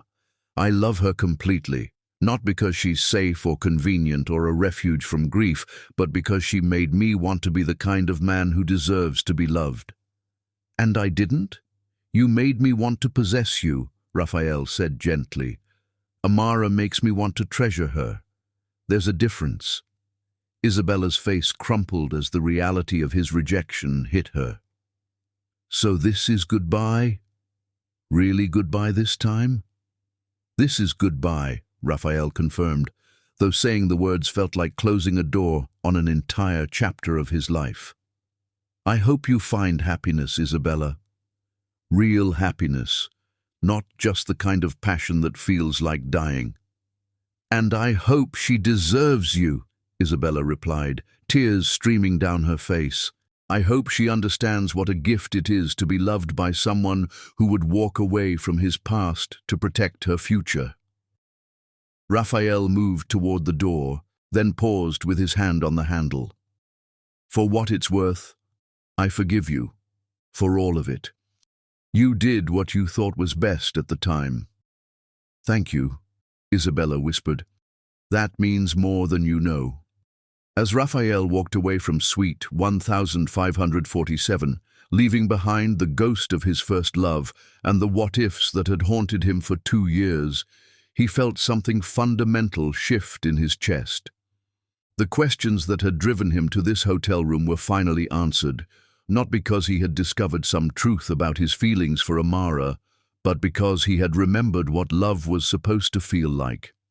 Love wasn't obsession or possession or the kind of passion that consumed everything in its path. Love was choosing someone's happiness over your own doubt, their peace over your confusion, their future over your past. Love was Amara, waiting for him at home, trusting him to make the right choice, even when he wasn't sure what that choice should be. As Raphael's taxi sped through the Manhattan streets toward home, toward Amara, toward the life he had almost sacrificed, he realized that some questions could only be answered by living the answers. And the answer to whether he loved Amara enough to marry her was simple. He loved her enough to walk away from anything that threatened their happiness, including his own uncertainty. The only question now was whether she would forgive him for needing to learn that lesson the hard way. Chapter 7. Shattered Trust. The empty penthouse that greeted Raphael Stone at 2:47 a.m. spoke louder than any words could. Some betrayals echo so loudly that even silence becomes deafening. The elevator to the penthouse moved in slow motion, each floor a countdown to either redemption or devastation. Raphael's heart hammered as he fumbled with his keys, hands shaking not from October cold, but from terror of what he might find. Or, more accurately, what he might not find, when he opened the door to the life he had almost thrown away. "Amara!" he called as he stepped into the foyer, his voice echoing in the vast space that suddenly felt more like a mausoleum than a home. "Amara, I'm back. I need to talk to you." The silence that answered was devastating in its completeness. No rustle from the bedroom, no soft humming from the kitchen, no gentle sound of pages turning as she read while waiting. Just the accusatory tick of the antique clock and the distant hum of the city far below. Raphael moved through their home with desperate urgency, searching for evidence that his entire future hadn't just evaporated. The bedroom held traces of her presence, but no Amara. Her pillow still bore the indent of her head, reading glasses sat folded on the nightstand, and the faint scent of lavender shampoo lingered like a ghost. But the closet told the story he had been dreading. The section where her clothes usually hung showed gaps like missing teeth, and the suitcase that normally lived on the top shelf was gone. Her easel, which had stood by the window where morning light was perfect for painting, had vanished along with her paints, brushes, and the half-finished canvas, a piece she had called "Forever Begins Tomorrow" and planned to give him as a wedding gift. On the kitchen island, weighed down by the crystal paperweight he had bought her in Venice, lay a single sheet of paper covered in Amara's distinctive handwriting. Raphael's hands trembled as he unfolded what felt like his own death warrant. "My dearest Raphael, I'm writing this because I need you to understand that leaving isn't about punishment or revenge, it's about self-preservation. When you walked out tonight to spend time with Isabella, you didn't just betray our relationship. You taught me something about the kind of love I deserve. I won't pretend your choice doesn't break my heart. For the past months, I believed what we had was unshakable, that our love was strong enough to weather any storm. But your decision to meet with another woman 2 days before our wedding has shown me that I was building my forever on foundations that were never as solid as I believed. I'm not angry with you for having unresolved feelings about Isabella. Grief is complicated, and learning that someone you mourned is actually alive would shake anyone to their core. What breaks my heart is that when faced with the choice between protecting our love and exploring your past, you chose the past. You said you needed to be sure about your feelings for me. The fact that you weren't already sure, after months of planning a life together, after proposing marriage, after promising me forever, tells me everything I need to know about where I really stand in your heart. I love you enough to want you to be happy, even if that happiness doesn't include me. But I love myself too much to wait around while you decide whether I'm worth choosing. I deserve someone who chooses me first, completely, without reservation or the need for comparison shopping among the women in his past. Please don't try to find me. I need time to heal from this, and seeing you will only make that process harder. If what we had was real, if your feelings for me are as strong as you claimed, then you'll understand that the kindest thing you can do is give me space to rebuild my heart. I'm sorry our story has to end this way. I'm sorry that love wasn't enough to make you sure about us. Most of all, I'm sorry that I won't be there tomorrow morning to see you in your wedding tuxedo, because even heartbroken, I think you would have been the most beautiful groom who ever lived. Be well, Raphael. Be happy. Be certain about whoever you choose to love next. Forever yours, even if not in the way we planned. Amara. I left your ring on the dresser. It deserves to belong to someone you never have to question your feelings about. Raphael read the letter 3 times before the words fully penetrated his consciousness, each reading making the reality of his loss more devastating. Amara was gone. The woman who had taught him how to love, how to be vulnerable, how to choose hope over fear. She was gone because he had been too confused about his own heart to recognize what he was risking. He found the engagement ring exactly where she said it would be, sitting on his dresser like an accusation. The cognac diamond that had taken weeks to source, the setting designed specifically for her hand, the symbol of a future they would never share. It all seemed meaningless now, expensive metal and stone that had lost its purpose along with its intended owner. Raphael sank onto the bed they had shared, head in his hands, trying to process the magnitude of what he had done. In seeking certainty about his feelings, he had destroyed the very relationship those feelings were supposed to protect. In trying to be honest about his doubts, he had proved to the woman he loved that his love wasn't strong enough to overcome those doubts. The worst part was that he finally understood with crystal clarity exactly how he felt about Amara. Sitting in their empty bedroom, surrounded by the absence of her presence, he knew without question that she was the love of his life. Not because she was safe or convenient or a refuge from grief over Isabella, but because she was the person who made him want to be better than he was. Isabella had been right about one thing. What he and Amara shared was different from the consuming passion he had experienced with his ex-fiancée, but she had been wrong about it being lesser. What he felt for Amara was deeper, truer, more sustainable than anything he had experienced before. It was the kind of love that built lives rather than burning them down, that created rather than consumed, and he had thrown it away for the sake of a ghost. His phone buzzed with a text message, and for a moment his heart leaped with hope that it was Amara, that she had changed her mind, that there was still a chance to salvage what they had built together.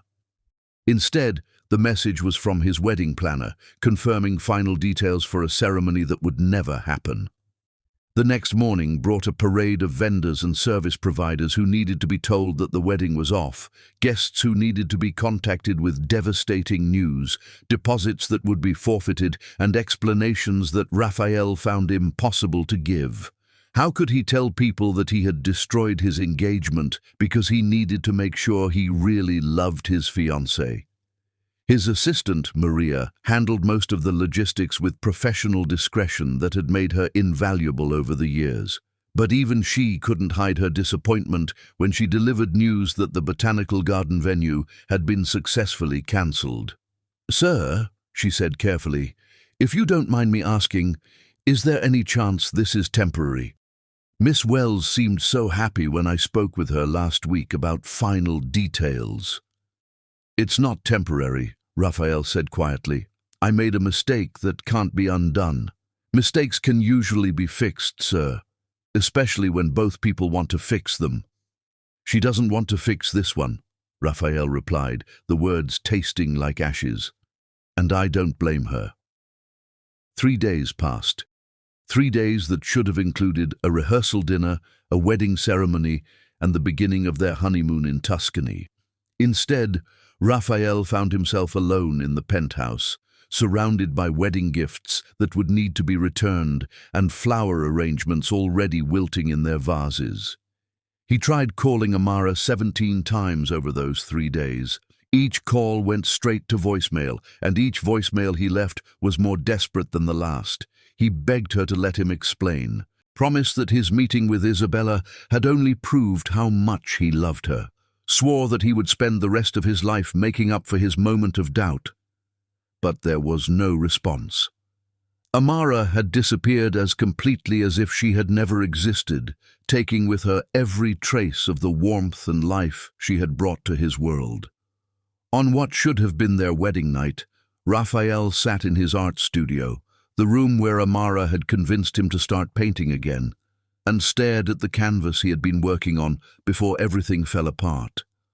It was a portrait of her, painted from memory during weeks when he couldn't bear to be away from her long enough to sketch her properly. In the painting, she was laughing, her head thrown back with pure joy, and seeing it now made Raphael's chest ache with the weight of what he had lost. He had gained closure with Isabella and lost everything that actually mattered. He had answered his questions about the past and destroyed his future in the process. He had chosen certainty over trust, doubt over faith, and in doing so had proved that Amara was right to leave him. But as Raphael picked up his paintbrush for the first time in weeks, as he began to add new layers to the portrait of the woman he loved, he made himself a promise. He would find a way to win her back. He would prove to her that his love was stronger than his doubts, that his commitment to their future was more powerful than his confusion about his past. He would show her that some mistakes, even devastating ones, could be forgiven if the love behind them was real enough, strong enough, and willing to fight for a second chance. The question was whether Amara would ever be willing to give him that chance, or whether some betrayals were too deep to heal, even with all the love in the world. Chapter 8. Love Lost. 7 weeks after Amara Wells vanished from his life, Raphael Stone finally understood that some kinds of pain were designed to reshape the soul, and some loves were worth crossing any distance to reclaim. The small town of Millbrook, Vermont, looked like something from a postcard, with maple trees blazing orange and red against the October sky, its main street lined with boutiques selling hand-knitted scarves and locally made honey, and residents who still waved to strangers and held doors open for each other. It was exactly the kind of place that Raphael Stone, with his Manhattan sensibilities and corporate ruthlessness, should have found quaint to the point of suffocation. Instead, standing on the sidewalk outside the Millbrook Community Arts Center, watching through large windows as Amara taught a painting class to enthusiastic children, Raphael felt like he was looking at paradise from the wrong side of the gates. She looked different, thinner, as if grief had carved away everything non-essential and left only the pure essence of who she was. Her hair was shorter, cut into a bob that framed her face and made her eyes look larger, more luminous. She wore simple clothes, jeans and a paint-splattered sweater, but she moved with the same graceful confidence that had first caught his attention in the coffee shop 7 months ago. Most importantly, she looked peaceful. Not happy exactly, but settled in a way that suggested she was rebuilding her life from the ground up and finding satisfaction in the process. Raphael should have been glad to see her healing. Instead, her apparent contentment without him felt like a knife between his ribs. "She's remarkable with the children," said a voice behind him, and Raphael turned to see an elderly woman with silver hair and kind eyes watching him with obvious curiosity. "Are you a friend of Miss Wells?" "I was," Raphael replied carefully. "I'm from her past." "Ah," the woman said with the knowing tone of someone who had lived long enough to recognize heartbreak in all its forms. "I'm Dorothy Chen. I run the bed and breakfast where Amara is staying, and you're the young man who broke her heart." It wasn't a question, and Raphael felt heat creep up his neck at being so easily identified. "How did you—" "Because she cries in her sleep," Dorothy said matter-of-factly, "and because she paints the same man's face over and over again, even though she probably doesn't realize she's doing it." Raphael looked back through the window, watching as Amara knelt beside a little girl, struggling with her brushstrokes, her patient encouragement evident, even though he couldn't hear her words. "Is she happy here?" "She's healing," Dorothy replied. "There's a difference. Happy will come later when she's ready for it." "I need to see her," Raphael said quietly. "I need to tell her that I made a mistake, that I know now what I should have known then." "And what's that?" "That love isn't about being certain of your feelings. It's about being certain of your choice to keep choosing the same person, even when your feelings are complicated." Dorothy studied his face with the intensity of someone deciding whether he was worth the risk. "She finishes with the children in 20 minutes, she said finally. "After that, she usually walks to Miller's Pond to paint the sunset, quarter-mile down Maple Street, then left on the dirt path." "Thank you," Raphael said, surprised by kindness from a stranger who had every reason to protect Amara from further hurt. "Don't thank me yet," Dorothy warned. "Thank me if you manage to say the right words when you see her." 25 minutes later, Raphael found Amara exactly where Dorothy said she would be, sitting on a fallen log beside a small pond that reflected the autumn sky like a mirror. Her easel was set up in front of her, and she was painting the scene with focused intensity he remembered, her hand moving across the canvas with sure, confident strokes. She sensed his presence before he spoke, her hand stilling mid-brushstroke, her shoulders tensing with awareness that someone was watching her. When she turned around, the expression that crossed her face was complex: surprise, pain, a flash of what might have been joy, and then careful blankness, more devastating than anger would have been. "Raphael," she said quietly, setting down her brush and standing to face him fully. "How did you find me?" "I hired private investigators," he admitted. "I've been searching for you for 7 weeks. I asked you not to look for me." "I know. I couldn't help myself." Raphael took a tentative step closer, encouraged when she didn't back away. "You look good, peaceful." "I'm getting there," Amara replied, her voice carefully neutral. "It's a good place to start over. The people here are kind, and there's enough natural beauty to keep me painting for years." "Is that what you're doing? Starting over?" "What else would I be doing? Waiting for me to prove that I deserve a second chance." The words hung between them like a bridge over dangerous water. Amara's careful composure cracked slightly, revealing glimpses of the pain she was working so hard to heal. "You can't just show up here and expect everything to go back to the way it was," she said, her voice beginning to shake. "You made your choice, Raphael. You chose uncertainty over commitment, the past over the future." "No," Raphael said firmly, taking another step closer. "I chose badly, and I chose from a place of confusion and fear. But I didn't choose Isabella. I realized, sitting in that hotel room with her, that what I felt for her was nostalgia for who I used to be. What I feel for you is excitement about who I could become." "Pretty words," Amara said, but her tone suggested she found them inadequate. "But words are easy, Raphael. Trust is hard, and you broke mine so completely that I'm not sure it can be repaired. Then let me try to earn it back, Raphael pleaded. Let me show you that what we had was worth fighting for. What we had is gone, Amara said, turning back toward her easel, as if the conversation was over. It died the night you walked out to meet another woman, instead of choosing to trust what we'd built together. I was scared, Raphael admitted, the confession tearing from his chest like a physical wound. I was terrified that I was repeating patterns, that I was using you to avoid dealing with my grief over Isabella. I thought I owed you certainty about my feelings. What you owed me was faith in our love, Amara replied without turning around. You owed me the benefit of believing that what we felt for each other was real, strong enough to withstand questions and doubts. You're right, Raphael said simply. You're absolutely right. I should have talked to you about my doubts instead of acting on them. I should have trusted that our love was strong enough to handle my confusion about the past. But you didn't. But I didn't, Raphael agreed, and I lost the most important thing in my life because of it. Amara began packing up her painting supplies with movements that were too controlled, too precise. You should go back to New York, Raphael. Back to your life, your empire, your world.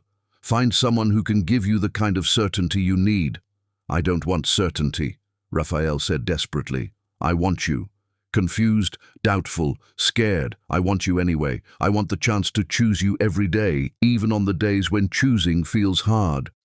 And what about the next time your past shows up to complicate your present? What about the next time you have questions about your feelings? Will you run away again to find answers, or will you stay and work through the confusion with me? The question cut to the heart of everything, and Raphael knew that his answer would determine whether there was any possibility of rebuilding what they had lost. I will stay, he said quietly. I will choose you and us and our future over any ghost from my past. I will choose you even when I'm scared, even when I'm confused, even when choosing you feels like the hardest thing I've ever done. Amara finished packing her supplies and shouldered her easel, finally turning to face him fully. It's too late, Raphael. I've started building a life here. I have students who depend on me, friends who care about me, a routine that gives me peace. I can't go back to wondering if I'm enough for you.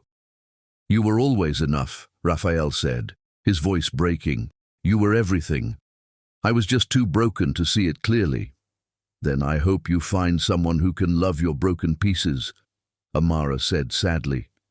But it can't be me. I can't spend my life being compared to ghosts or competing with the past for your attention. She began walking back toward town, and Raphael felt panic rise in his chest at the realization that she was walking away from him again, possibly forever this time. Amara, wait, he called, jogging to catch up with her. Just let me ask you one question. She stopped but didn't turn around. What? Do you still love me? The question hung in the autumn air like a prayer, and Raphael held his breath while he waited for an answer that would either save his life or end it completely. Yes, Amara whispered, so quietly he almost didn't hear her. God help me. Yes. I still love you. Then fight for us, Raphael pleaded. Don't let my mistake be the end of our story. Let it be the thing that taught us both how much we're willing to sacrifice to be together. Love isn't enough, Amara said, finally turning to face him with tears streaming down her cheeks. Love without trust is just beautiful pain. And I can't live with beautiful pain anymore, Raphael. I need beautiful joy, beautiful peace, beautiful certainty that I'm chosen completely. Then let me give you those things, Raphael said, stepping closer until they were inches apart. Let me spend the rest of my life proving that you are my first choice, my only choice, my forever choice. How? Amara asked, her voice breaking. How do I trust you again? Because I'm not leaving, Raphael said firmly. I'm not going back to New York without you. I'm staying here, in this town, for as long as it takes to prove that my love for you is stronger than any fear, any doubt, any ghost from my past. Raphael, I've already put my company up for sale, he continued. I've liquidated my assets, simplified my life down to what actually matters. I'm not the same man who walked away from you 7 weeks ago. I'm the man who learned that love isn't about having all the answers. It's about being willing to find them together. Amara stared at him, her eyes wide with shock. You sold your company. I'm in the process of selling it, yes. I kept enough to be comfortable, but I don't need an empire anymore. I just need you. But your life's work, my life's work is loving you, Raphael interrupted. Everything else is just how I pay the bills. They stood there in the fading light of the Vermont sunset. Two people who had built something beautiful together, destroyed it through fear and misunderstanding, and now faced the question of whether love could truly conquer the damage they had inflicted on each other. I need time, Amara said finally. I need to know that this isn't just guilt or desperation talking. I need to see that you can be happy with a simpler life, that you can find fulfillment in choosing love over achievement. How much time? Raphael asked. I don't know, Amara admitted. Maybe a lot, maybe forever. I can't promise you anything except that I'm willing to let you try to earn back what we lost. That's all I need, Raphael said, relief flooding through him like warm water. The chance to try. As they walked back toward town together, not touching, not talking, but sharing the same path, Raphael understood that he had been given the rarest of gifts, a second chance to get love right. Whether he succeeded or failed would depend not on the strength of his feelings, but on his willingness to choose Amara every day in ways both large and small, until choosing her became as natural as breathing. Chapter 9. The Hunt for Forgiveness. 4 months into Raphael Stone's exile in Millbrook, Vermont, he discovered that earning forgiveness was like learning to paint. Every brushstroke mattered, every mistake was visible, and sometimes you had to destroy your masterpiece to create something true. The cottage Raphael rented on Elm Street was nothing like the penthouse he had called home for 8 years. The ceiling leaked when it rained, the heating system made mysterious clanking sounds, and the bathroom was so small he had to duck to avoid hitting his head. By every measure of success he had once valued, it was a dramatic step backward, a billion-dollar lifestyle exchanged for a modest rental. But as Raphael sat at the kitchen table on a snowy December morning, watching through frost-covered windows as Amara walked past on her way to the art center, he had never felt richer. Every morning brought him the gift of seeing the woman he loved, even if she still couldn't bear to speak to him for longer than necessary. The past 4 months had been a masterclass in patience, humility, and the slow art of rebuilding trust one gesture at a time. Raphael had learned that earning forgiveness wasn't a dramatic gesture or grand romantic declaration. It was showing up every day, proving through actions rather than words that he had fundamentally changed. He had started by volunteering at the Arts Center, offering to help with maintenance and repairs the small non-profit couldn't afford. The first time he appeared with a toolbox, Amara had fled to the supply closet and refused to come out until he left. But gradually, she had begun to tolerate his presence, then to appreciate the improvements he was making. Raphael had also begun taking art classes from Eleanor Hartwell, a retired professor who had moved to Millbrook for its artistic community. Under Eleanor's patient guidance, Raphael had rediscovered the joy of creating something with his hands, of expressing emotions through color and texture rather than quarterly reports. His paintings were terrible at first, clumsy attempts at capturing Vermont's beauty, but gradually his work began showing flashes of genuine talent. More importantly, painting had become his meditation, the way he processed emotions and worked through rebuilding his relationship with himself. The hardest part was seeing Amara every day, watching her laugh with students and chat with shopkeepers, knowing he had forfeited his place in her life through his own choices. She was polite when they encountered each other, cordial but distant, a protective barrier built around her heart. "Good morning, Raphael," she would say when they passed on the street, her voice pleasant but neutral. "Good morning, Amara," he would reply, treasuring even these brief moments. Sometimes she would pause to ask about his latest painting or mention something about his volunteer work. These conversations never lasted more than minutes, but Raphael stored every word, every smile, every moment when her guard dropped enough for him to glimpse the woman he had fallen in love with. The real test came on a bitter February morning when Raphael arrived at the arts center to find Amara standing outside in the snow, staring at the building with pure devastation. "What's wrong?" he asked, immediately moving to her side. "Water pipe burst in the main studio," she said, her voice thick with unshed tears. "Everything is ruined. The paintings the kids have been working on all winter, the supplies, it's all destroyed." Raphael looked through the window and saw the extent of damage. Inches of water covered the floor, paintings floated like lily pads, and everything that made the space magical for children was soaked beyond repair. "Insurance?" he asked. "Minimal coverage," Amara replied. "This is a small non-profit. We don't have money for comprehensive policies. This might be the end of the program." Without thinking, Raphael pulled out his phone and began making calls. First to a water damage restoration company, then to an art supply store, then to a contractor. "What are you doing?" Amara asked, watching him coordinate with efficiency that had once made him a formidable businessman. "Fixing this," Raphael replied simply. "The restoration team will be here in 2 hours. New supplies will arrive tomorrow. The contractor will work through the weekend." "Raphael, we can't afford—" "You're not paying for it," Raphael interrupted. "I am." "That's too much," Amara protested. "It's not charity," Raphael said, meeting her eyes directly for the first time in months. "It's an investment in something that matters to you, which makes it matter to me." For a moment, Amara's composure cracked, and Raphael saw tears gathering. "Why?" she asked quietly. "Because these kids need this place. Because art saved my life when I was drowning in grief. Because you've built something beautiful here, and I can't stand to see it destroyed.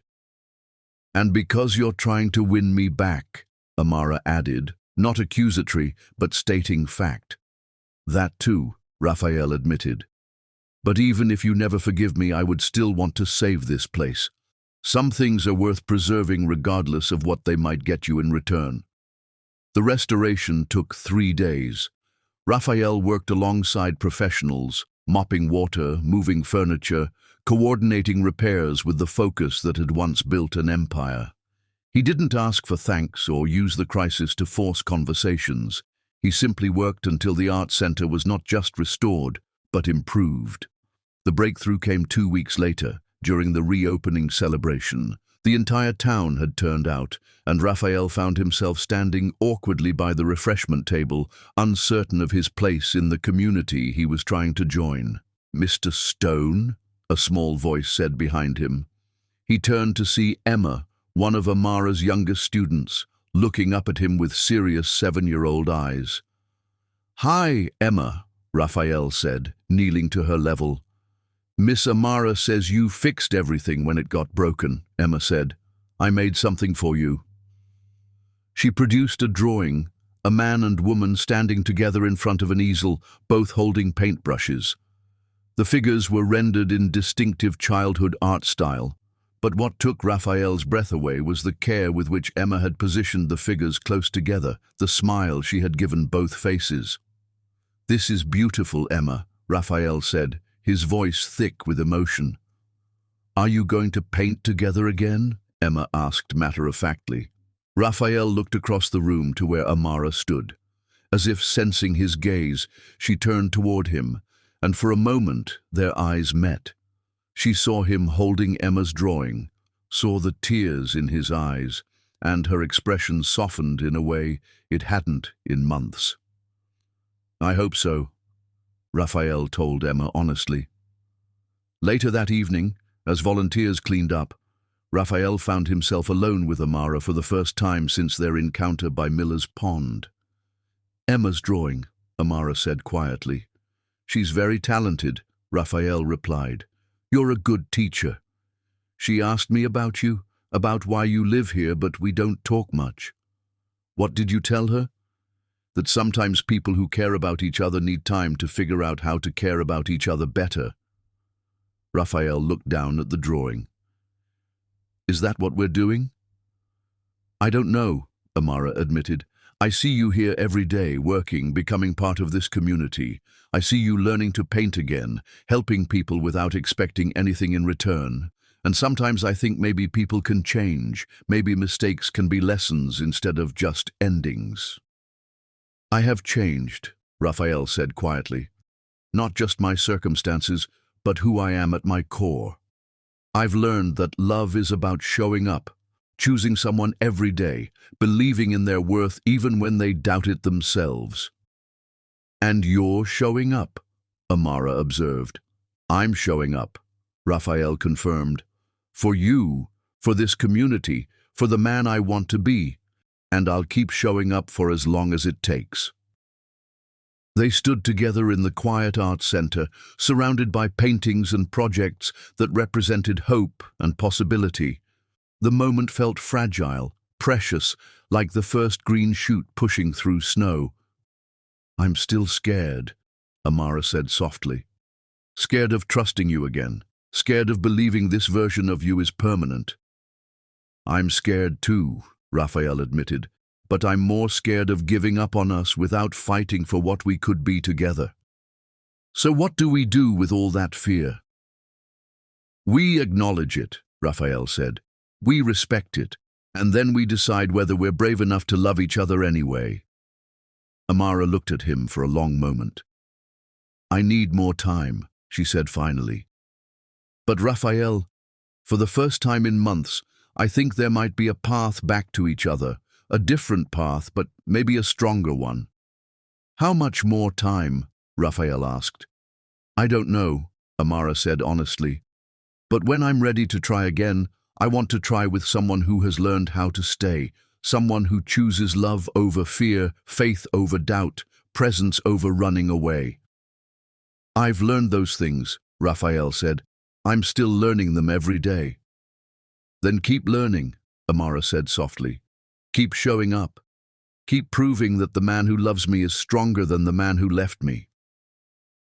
As they walked out into the snowy Vermont night, Raphael understood that he had been given something infinitely precious. Not forgiveness, not yet, but the possibility of forgiveness. The chance to prove that love could survive even devastating mistakes, that sometimes the most important journey was the one that led you back to where you started, humbler, wiser, and more grateful for the love you had almost lost forever. Chapter 10. The Greatest Revenge. On the first anniversary of what should have been their wedding day, Amara Wells stood in her art studio holding a letter that would either resurrect her greatest love or bury it forever. The morning light streaming through the windows of Amara's studio above the Millbrook Arts Center painted everything in shades of gold and possibility. Exactly 1 year had passed since she was supposed to walk down the aisle in Central Park, wearing the dress that now hung in a closet 300 miles away, but the woman who stood before her easel bore little resemblance to the heartbroken bride who had fled New York with nothing but a suitcase and shattered dreams. The painting she had been working on for weeks was nearly complete, a canvas showing 2 figures dancing in the rain, their faces lifted to the sky as water cascaded around them in sheets of silver. It was a memory made manifest, a recreation of the night she and Raphael had been caught in a sudden downpour outside the Italian restaurant where they'd had their first real date. In the painting, their joy was palpable, infectious, the kind of happiness that made observers smile without understanding why. But today, Amara couldn't focus on brushstrokes or color theory. Today, her attention was consumed by the letter that had arrived that morning, addressed in handwriting she recognized despite the months that had passed since she'd last seen it. The envelope bore a Vermont postmark, which meant Raphael was still in Millbrook, still living his quiet life of volunteer work and art classes and patient waiting. For 12 months, he had kept his promise to stay, to prove through actions rather than words that he had fundamentally changed. He had become a fixture in the community, beloved by the children at the art center, respected by local business owners, integrated into the fabric of small-town life with a grace that had surprised everyone, including Amara. With trembling fingers, Amara opened the envelope and unfolded the single sheet of paper inside, immediately recognizing Raphael's distinctive handwriting. "My dearest Amara, today marks 1 year since we were supposed to become husband and wife, and I wanted you to know that I remember, not with bitterness or regret, but with gratitude for the lesson. That day taught me about the difference between loving someone and knowing how to love them well.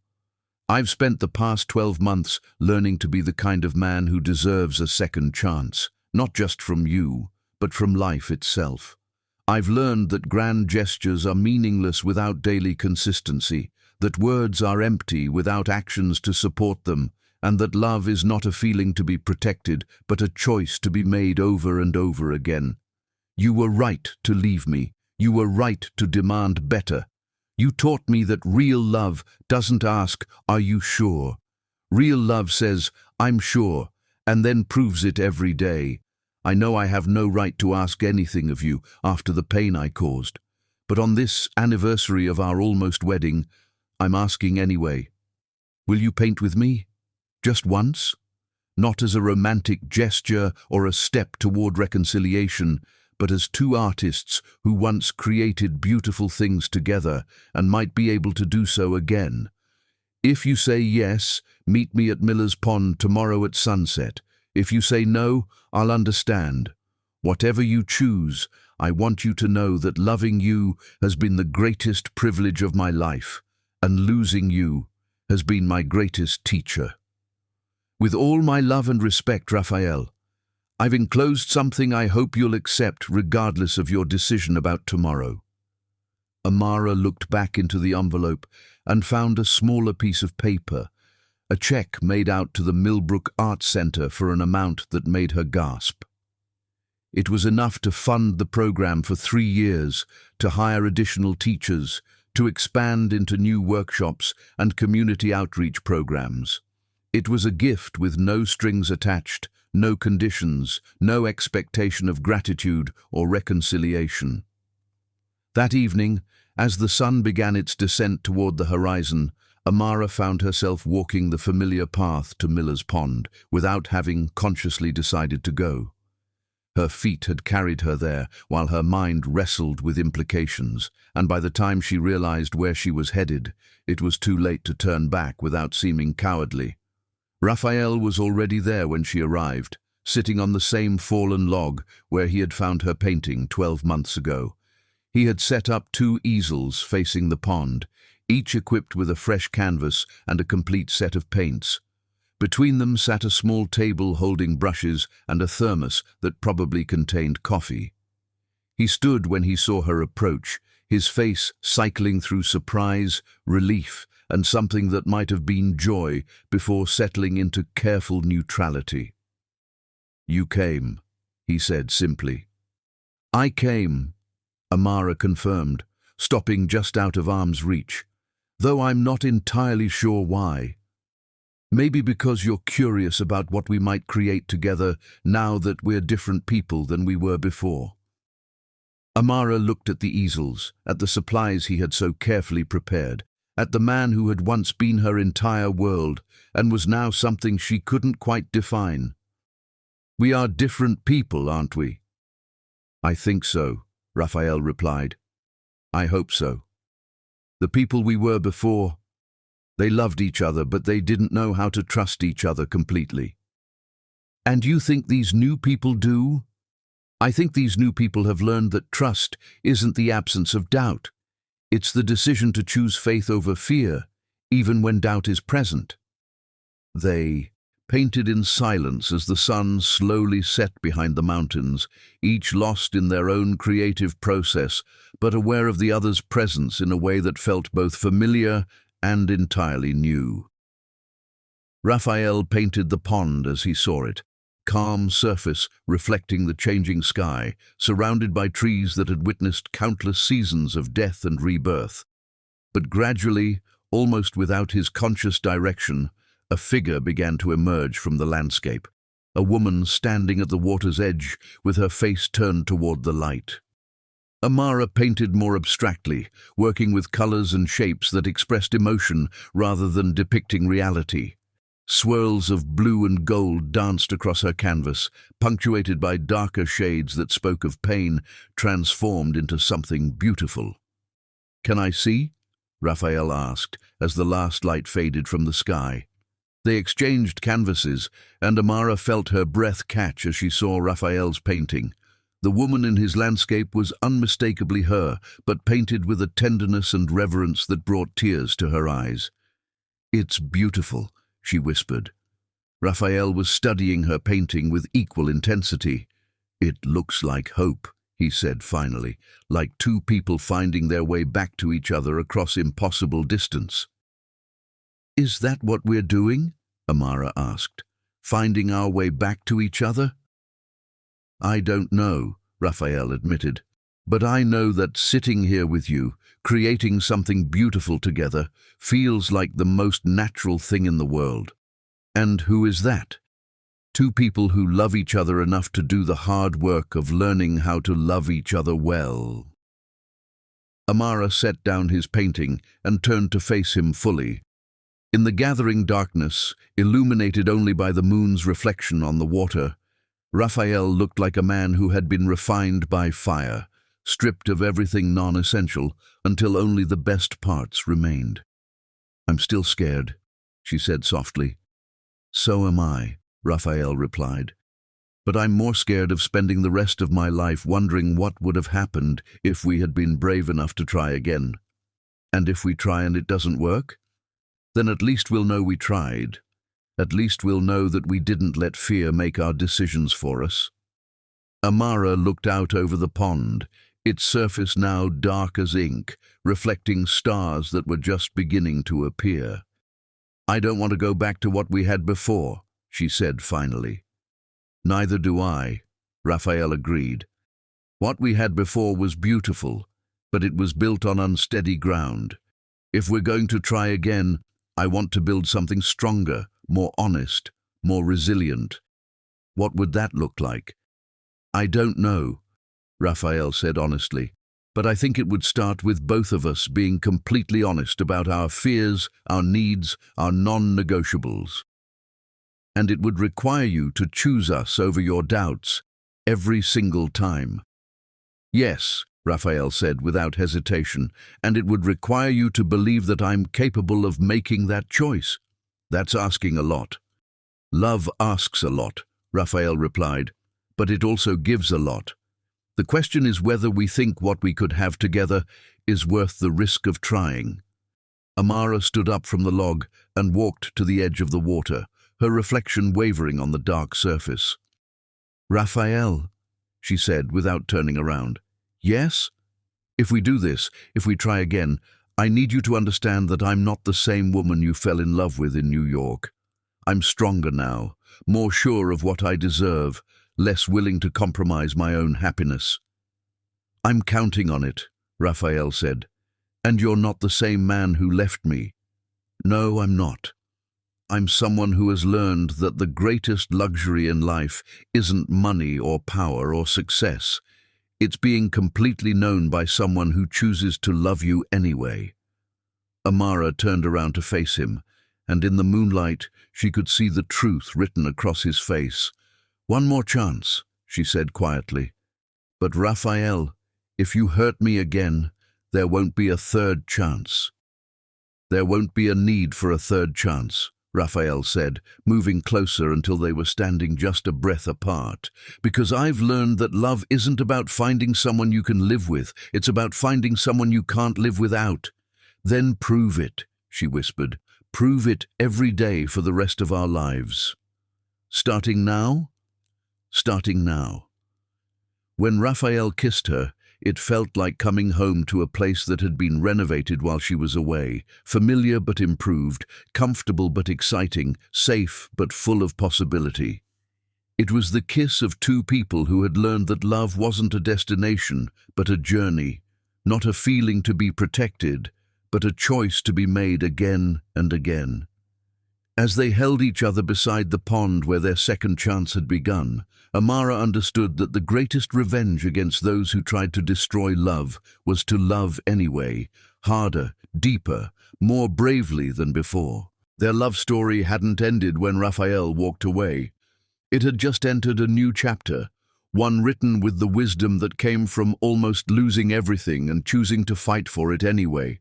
The greatest revenge was not destruction, but creation, not taking a life, but choosing to build one worth living, together, one choice at a time, forever and always.